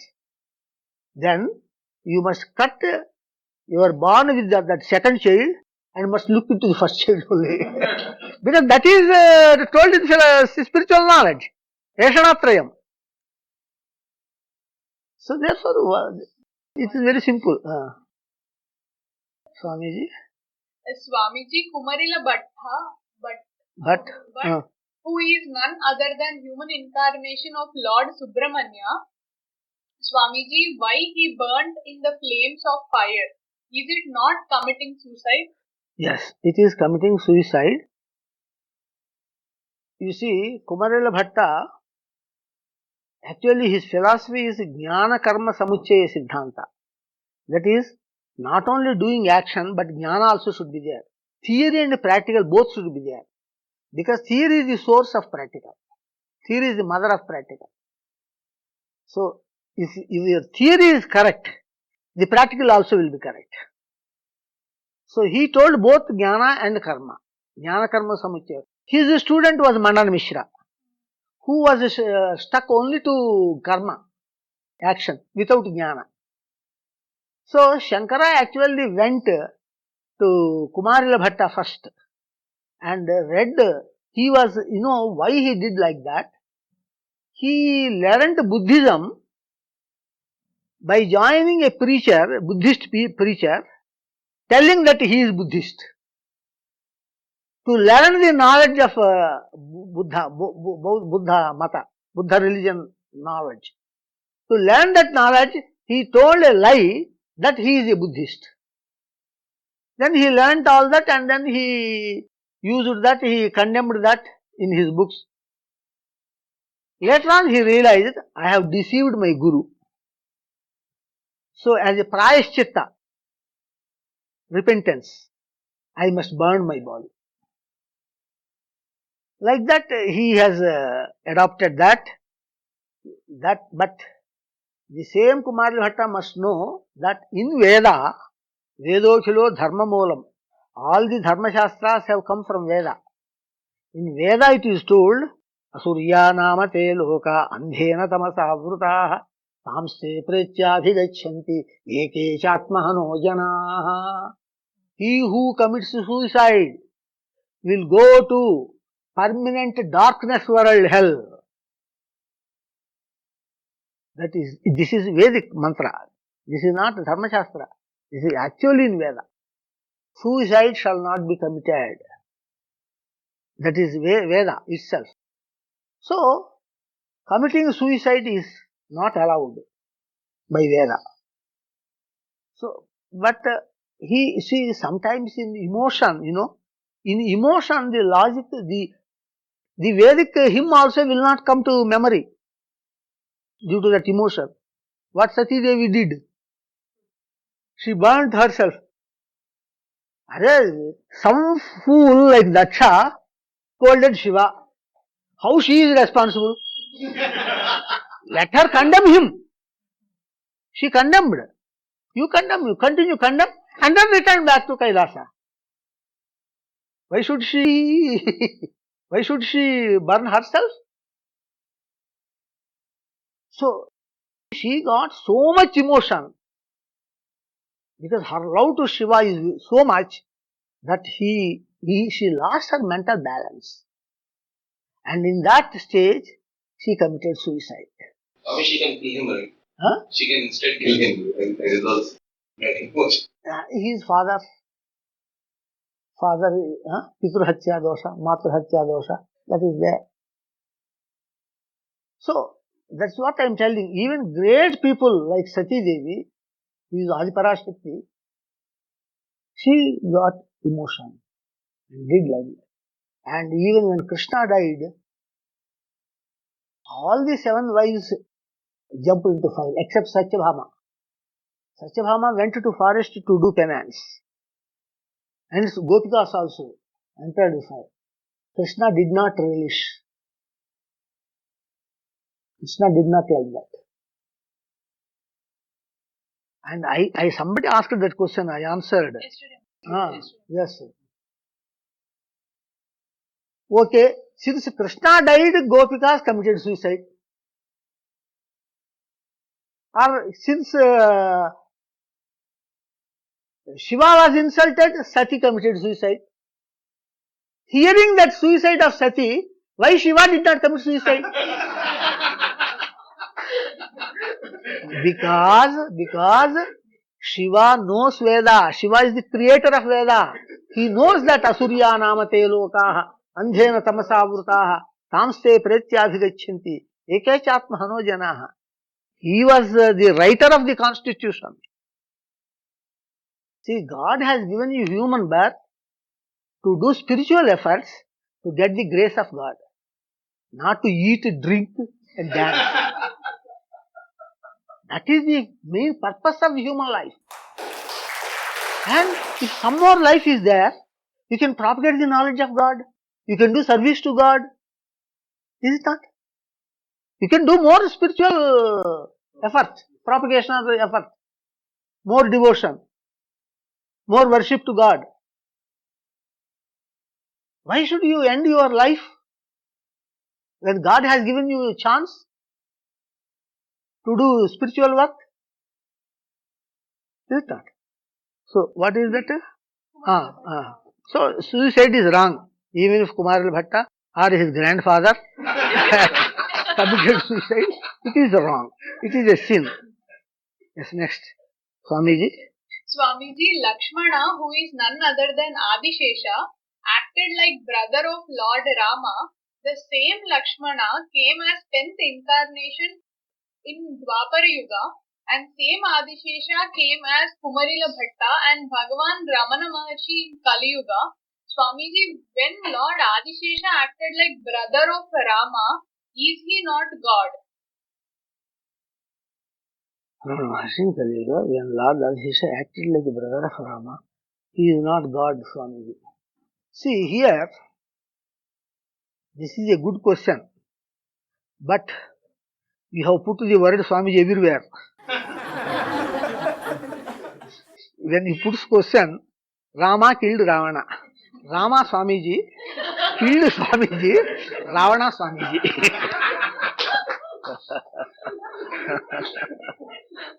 One Swamiji is sufficient. See, this is a very good question. Balarama is the incarnation of Aadishesha. Rama is the incarnation of God Vishnu. Aadishesha is the servant of Vishnu. And the incarnation of Aadishesha, Lakshmana, is also servant to Rama. Then Balarama. Balarama is also incarnation of Aadishesha.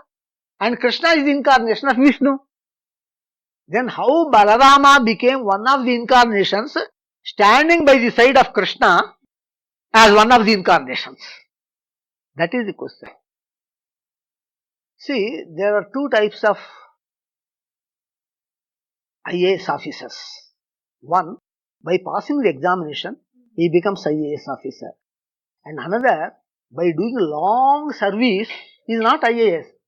He is conferred IAS. IAS degree is conferred on him based on his experience, job experience. There are, if you go to secretary, you will find conferred IAS officers.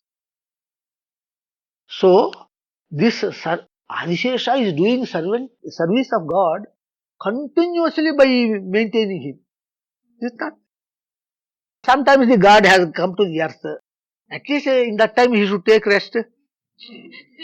No, he is accompanying God and doing again service.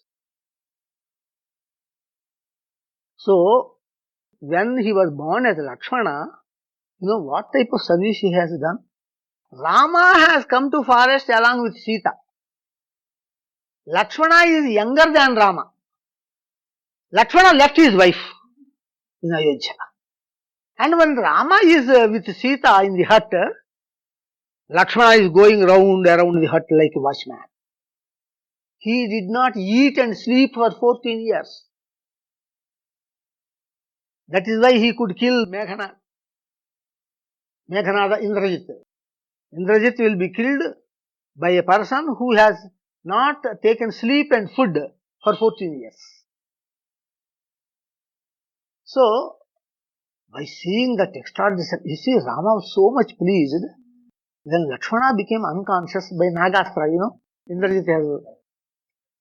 Then Rama tells to all this army, you stop the war. When Lakshmana is not there, I don't need Sita.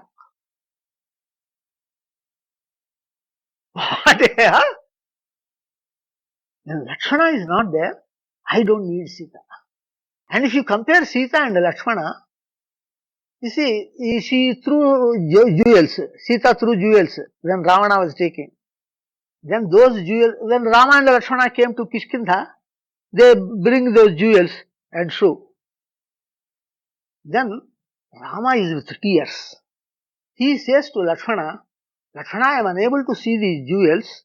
You please identify whether they belong to Sita or not. Then Lakshmana told, I don't know about this necklace. I don't know about these earrings. I don't know about these bangles. But I recognize the jewels of the feet, anklets, patal. Because every day I use to salute Sita and I see them every day. Above that, I don't know how Sita is. Brother's wife is mother. Elder brother's wife is said to be mother. Lakshmana never saw the body of Sita above the feet, except the feet. Regarding such Lakshmana, Sita says, Rama, that Maricha says, ha Lakshmana, ha Sita, like that. Then Sita says, Lakshmana to go. But Rama told him to protect Sita. He refuses. Nothing will happen to Rama. I will be here since he ordered me like this. Then Sita says, in Valmiki Ramayana it is there, you fellow, you have put your eye on me. That is why you followed us up to the forest. You are waiting for the death of Rama, so that when Rama dies, you can marry me. What is this? And Lakshmana says that he doesn't know the jewels of Sita, except those two anklets. That is why Rama left Sita. Why Rama sent Sita to forest, again? All the women, they shout, Rama is wrong. Rama did injustice. No, Rama is God. Because Sita has done this sin, he gave the punishment to Sita here itself. And he sent her to forest. Then again he never met Sita, When she came back also, she goes into the earth. All the punishment was given for that sin. So that Sita after death will straightly come as Mahalakshmi to Vaikuntha. Otherwise, if that sin is not punished here, Sita has to, after death, has to go to hell for some time and then has to come to Vaikuntha. How much blame, is it not? So, what is the question? Lakshmana, now I answered those conferred IAS. Seeing the service of Aadishesha to such climax extent, Rama was so much pleased and he conferred IAS on him. You also become incarnation, like me. He is the IAS officer by writing the examination, IAS examination. This fellow is not written IAS examination. He is conferred IAS due to his service.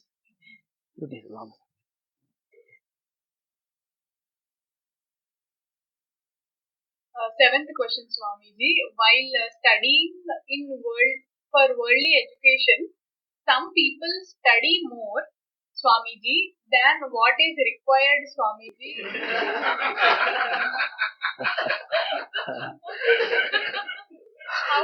How much should a person should prepare for the exams in worldly exams to get good marks? See, this is a worldly question, but still, I have given one beautiful answer. I worked as professor and head in Kumarila Bhatta Engineering College. I was the first year in charge. So I always give inauguration of the first year. There I used to give a speech on first law of thermodynamics. Q is equal to E plus W. See, you are going to examinations. And your mother gave some food, some jeedipappu, etc. She has put it. You gain 100 calories of heat. That is Q. that is equal to E. Internal energy raised due to tension. Oh, examination. If I don't pass, my life is gone. If I don't pass, my life is gone. I don't get any job. Then nobody will marry me. This tension is rising in him. That tension consumes energy. 100 calories of heat is supplied through tiffin. These 100 calories are spent in raising the internal energy, E. So, the energy gained by the system, by the student, became equal to the spent energy, internal energy. 100 is equal to 100. Then Q is equal to E plus W. W became 0. W means work done by the system.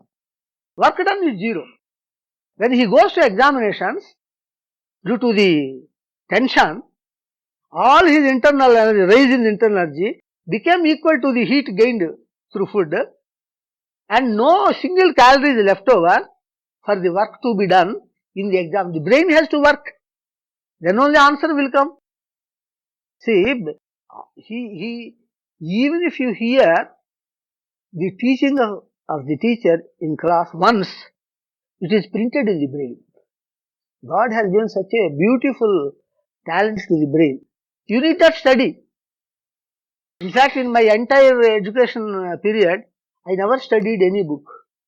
I hear the speech, teachings, and I wrote the examinations. Because whenever I come to home, I will be reading Shankara Bhashya, or Ramanuja Bhashya, or Madhva Bhashya. I will be sitting with scholars doing Satsanga. So, why this printed?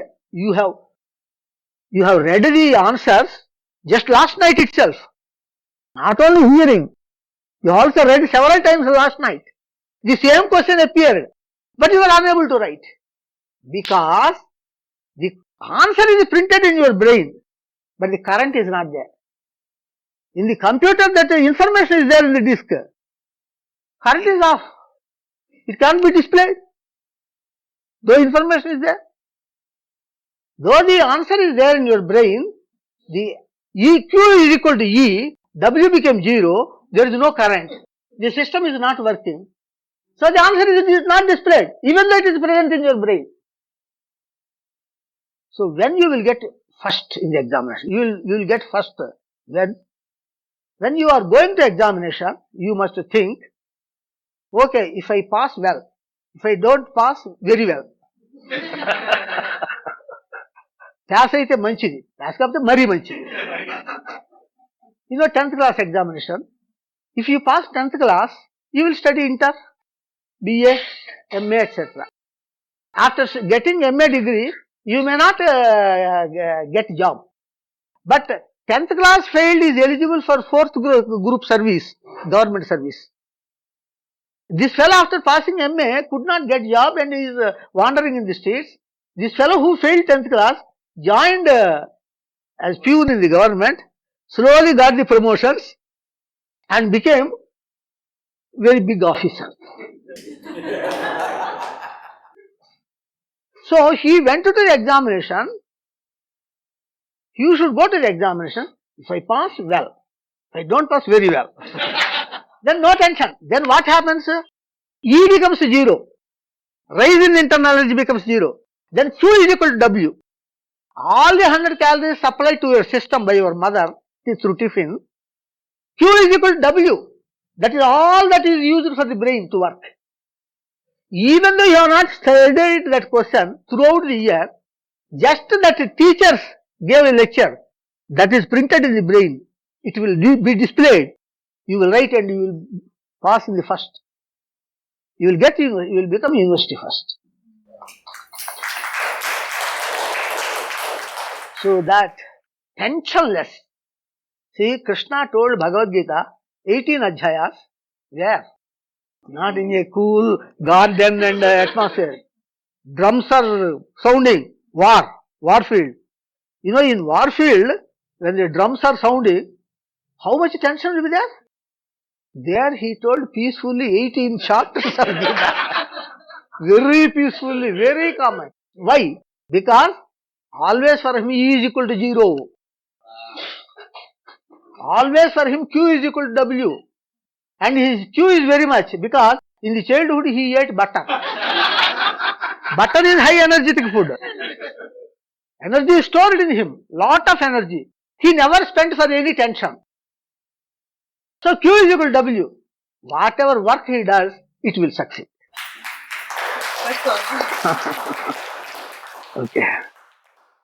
Swamiji, sages in their next life turned into Gopikas, offered their body to God in human incarnation. Also, God is merged homogeneously in the devotee and taking the pain. Why, Swamiji, only Gopikas are given the highest position and not the human incarnation of God? Yes, this is a very bad question. If you simply know who are Gopikas, all your doubts about that Rasa Leela etc. will disappear. Gopikas were sages. They did penance for God for millions of births. They studied, see, all those shastras which we have today, they are written by those Gopikas, They are sages. They did penance for millions of births. And in Ramavatara, when Rama went to Dandakaranya forest, these sages went to him, went to Rama and told, see, in three are strongest worldly bonds. Dhareshana, bond with life partner. Putreshana, bond with children. Dhaneshana, bond with money, wealth. These three are the strongest worldly bonds. If the strongest worldly bonds are broken, all the worldly bonds are broken. If three strongest people in a village are defeated in boxing, all the villagers are defeated. So, the defeat of these three strongest worldly bonds is the salvation. Salvation means liberation. Liberation from bondage. That is the meaning of moksha. People do not know the meaning of moksha. They see cinemas.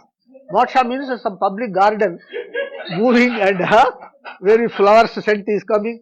They think that is not the meaning of salvation. Salvation means liberation. Liberation from bond, from worldly bonds.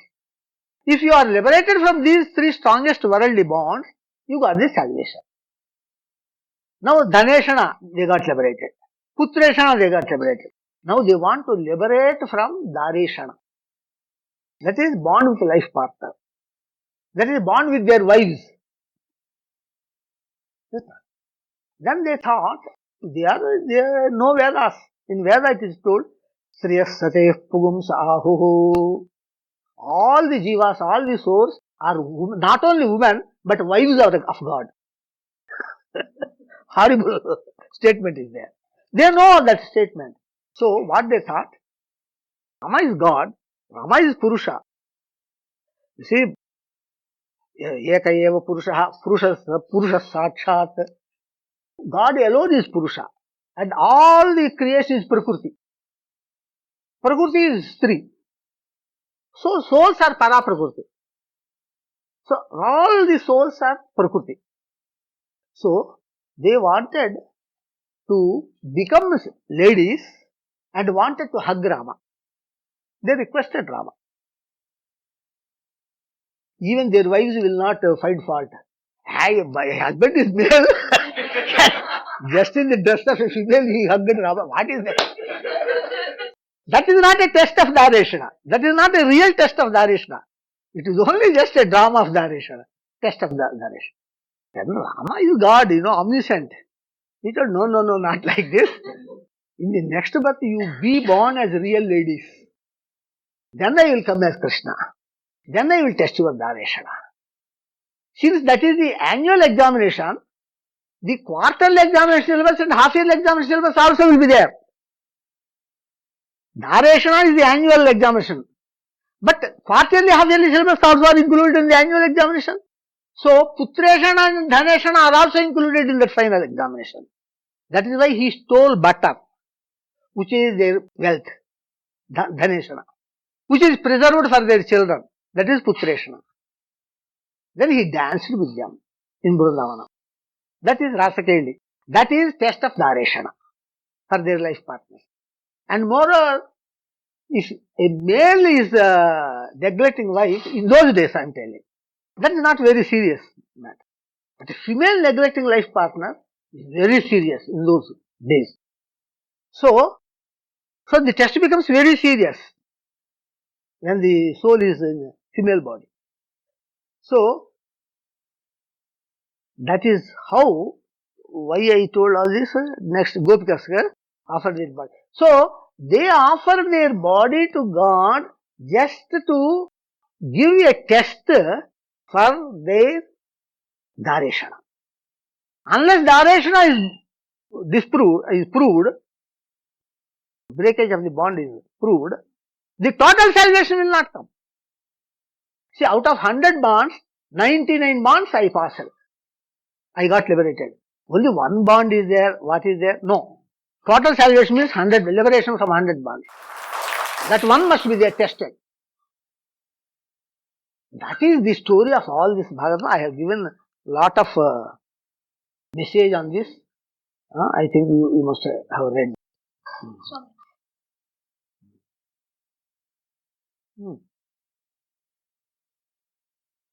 Swamiji, I am believing. Swamiji, I am believing everybody like a goat, Swamiji. And I saw some very few souls are very intelligent. They won't believe anybody even though they got help when they are in need. They believe only themselves. How should I get rid of this problem, Swami? See, again, this is a worldly problem. A worldly problem without any spiritual link is very, very simple problem. It doesn't deserve an answer. See, here the question is, I am believing everybody like a goat. You are not a goat, you are a human being. Don't believe like a goat. Simple answer. And I saw some very few souls are very intelligent. Always, you see, intelligence is a comparative, relative matter. See, if you have 1 gram of intelligence, another fellow will have 2 grams, another fellow will have 3 grams, another fellow 4 grams. Below 1 gram is animal and birds kingdom. So that is that variation exists in the creation. And they won't believe anybody even though they got help. Because they are intelligent. Answer itself is there. They got help. When they are in need, they believe only themselves. Because they got intelligence. the answers are there in the question. Next. Swamiji, one devotee is... Swamiji, one devotee has come to Bhagavan Ramana Maharshi and told about he is greater sinner, and Bhagavan asked, will you give your sins to me? Then Bhagavan Ramana Maharshi took all his sins, Swamiji. He is right or good to give our sins to human incarnation of Swamiji. He is not our selfishness to give our sins to you. Okay, here you are not giving sin and human incarnation is not taking sin. Without your knowledge, he is taking your sin. What you can do? You don't know. See, God never projects his miraculous power or his love. That is love only. He is taking your disease and suffering because you are a strong devotee of the God. That is why he is taking your sin. He doesn't project it. He gets fever. You have to get the fever. He gets the fever. He will say, I got the fever. He never says that I have taken from such a disease fever. He will never announce. He doesn't want to project himself. Then you don't know that he has suffered for the devotee. Only that since the concept exists, 1 or 2 cases they were made known. Shirdi Sai Baba, when plague was there in Shirdi, one devotee daughter gets plague and she comes to Baba. Then he lifts his shirt and shows that plague boil, that the daughter gets cured from that plague. And he has taken the disease of Tatya in the end. He died for the sake of Satya. He gave his life for this to Satya. So these are just to show the, see, at least one or two examples are shown. You don't know the concept. Suppose God goes on hiding that, the concept is not known. See, when the incarnation of God Datta comes, he will have three characteristics mainly. One is knowledge, that is of God Brahma. Next is love. Knowledge because Prajnanam Brahma, Satyajnanam Anantam Brahma. Love. Raso Vaisaha Rasagushyavayam Labdhanam Devotee. He takes the sins of the devotees and undergoes the punishment. He keeps it a secret. He never announces it. Then third is Satya Kama Satya Sankalpa Bhavati. He performs miracles. That is from God Shiva. Miracle in Vibhuti is called, in Sanskrit is called as Vibhuti. Vibhuti is related to Shiva. So miraculous powers are from Shiva, love is from Vishnu, and knowledge is from Brahma. These three are the invariable characteristics of the incarnation of God Datta. So that answered. Yes, Swami. You see, you have to remember all these and give the answers. You think that your duty is over by reading questions. Because I don't remember later on. I forget, yes. See, when Krishna told Bhagavad Gita to Arjuna, when the war was over, then Arjuna came to Krishna and told, see, that war time was high tension. I could not hear properly Bhagavad Gita. You please once again repeat that. He told, I was in Parabrahma Sthiti, God Datta's state then. I could tell that Bhagavad Gita. Now I am not in that state. I cannot repeat. I don't remember. I have forgotten. Then Arjuna pesters. Then Krishna tells Gita. That is called as Anugita. If you read Anugita, it looks like a petty bird before Garuda, before Bhagavad Gita. Very low quality before Bhagavad Gita. Why he has told that low quality Anugita? Can't he repeat? He is after all God. He can repeat. But he did like that in order to give a message to the devotees that I am not, my Bhagavad Gita is not the bathroom song. Whenever you like, you can play.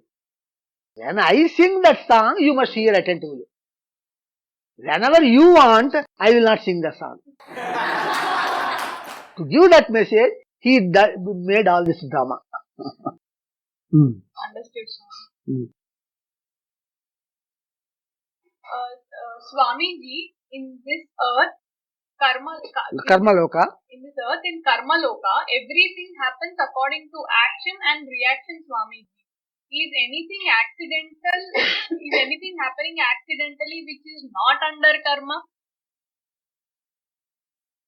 See, when you have done some action, some reaction appears immediately.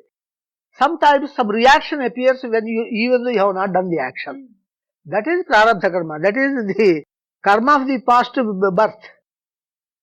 See, here not only you undergo the actions of this birth, you also undergo the fruits of the actions of previous birth. Some actions. So, when you are not doing action but reaction came, that belongs to previous birth. That is what it is told. Achyutkataihi papa punyahi ihaiva phalamashvate. If your sin or merit is having high intensity, it will give a result here itself in 33 months or 33 days or 33 hours. When it is intensive sin or intensive merit.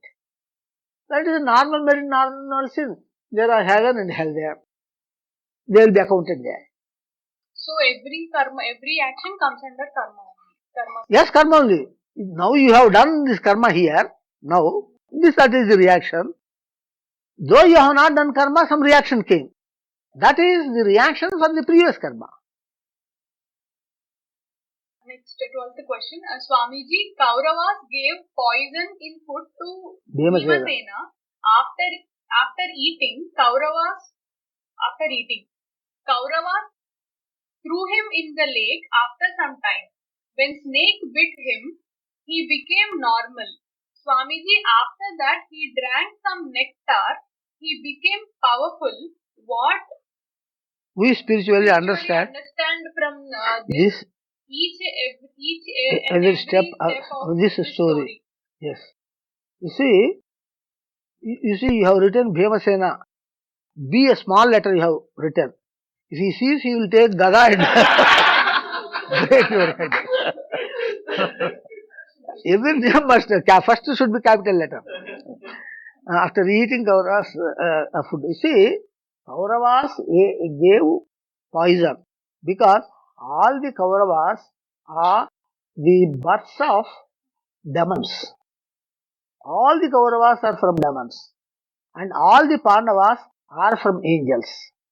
Dharmaraja from Yama, Bhimasena from God Vayu, Arjuna from Indra, Nakula and Sahadeva from Ashwini Devatas. These are all angels. They are demons. Since they are demons, they gave poison. And that poison did not work. Instead, he has gone there. He has gone to Aadishesha. And Aadishesha gave him a lot of strength by giving some nectar. And he became very powerful. Sahasra Gajabala Sampannaha.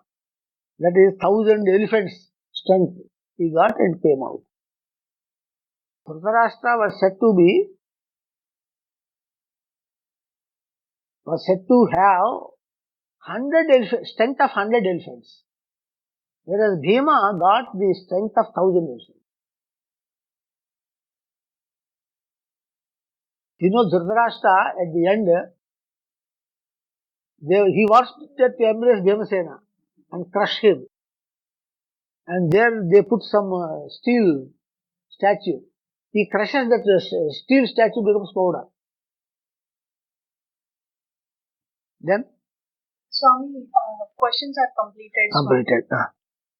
Parabrahma Samarambham Shri Datta Trayamajhamam Shri Datta Swami Paryantam Vande Guru Paramparam Sarva Vishwannyastapada Padmayate Vamahastalo Laveda Shastrayate Jnana Suryayate Datta Rupayate Shri Venugopala Krishnaya Vandanam Shri Venugopala Krishnaya Vandanam Shri Venugopala Krishnaya Vandanam Guru Datta Shri Datta Prabhu Datta Pahimam Vidhi Datta Hari Datta Haradatta Rakshamam Pahimam Datta Rakshamam Datta.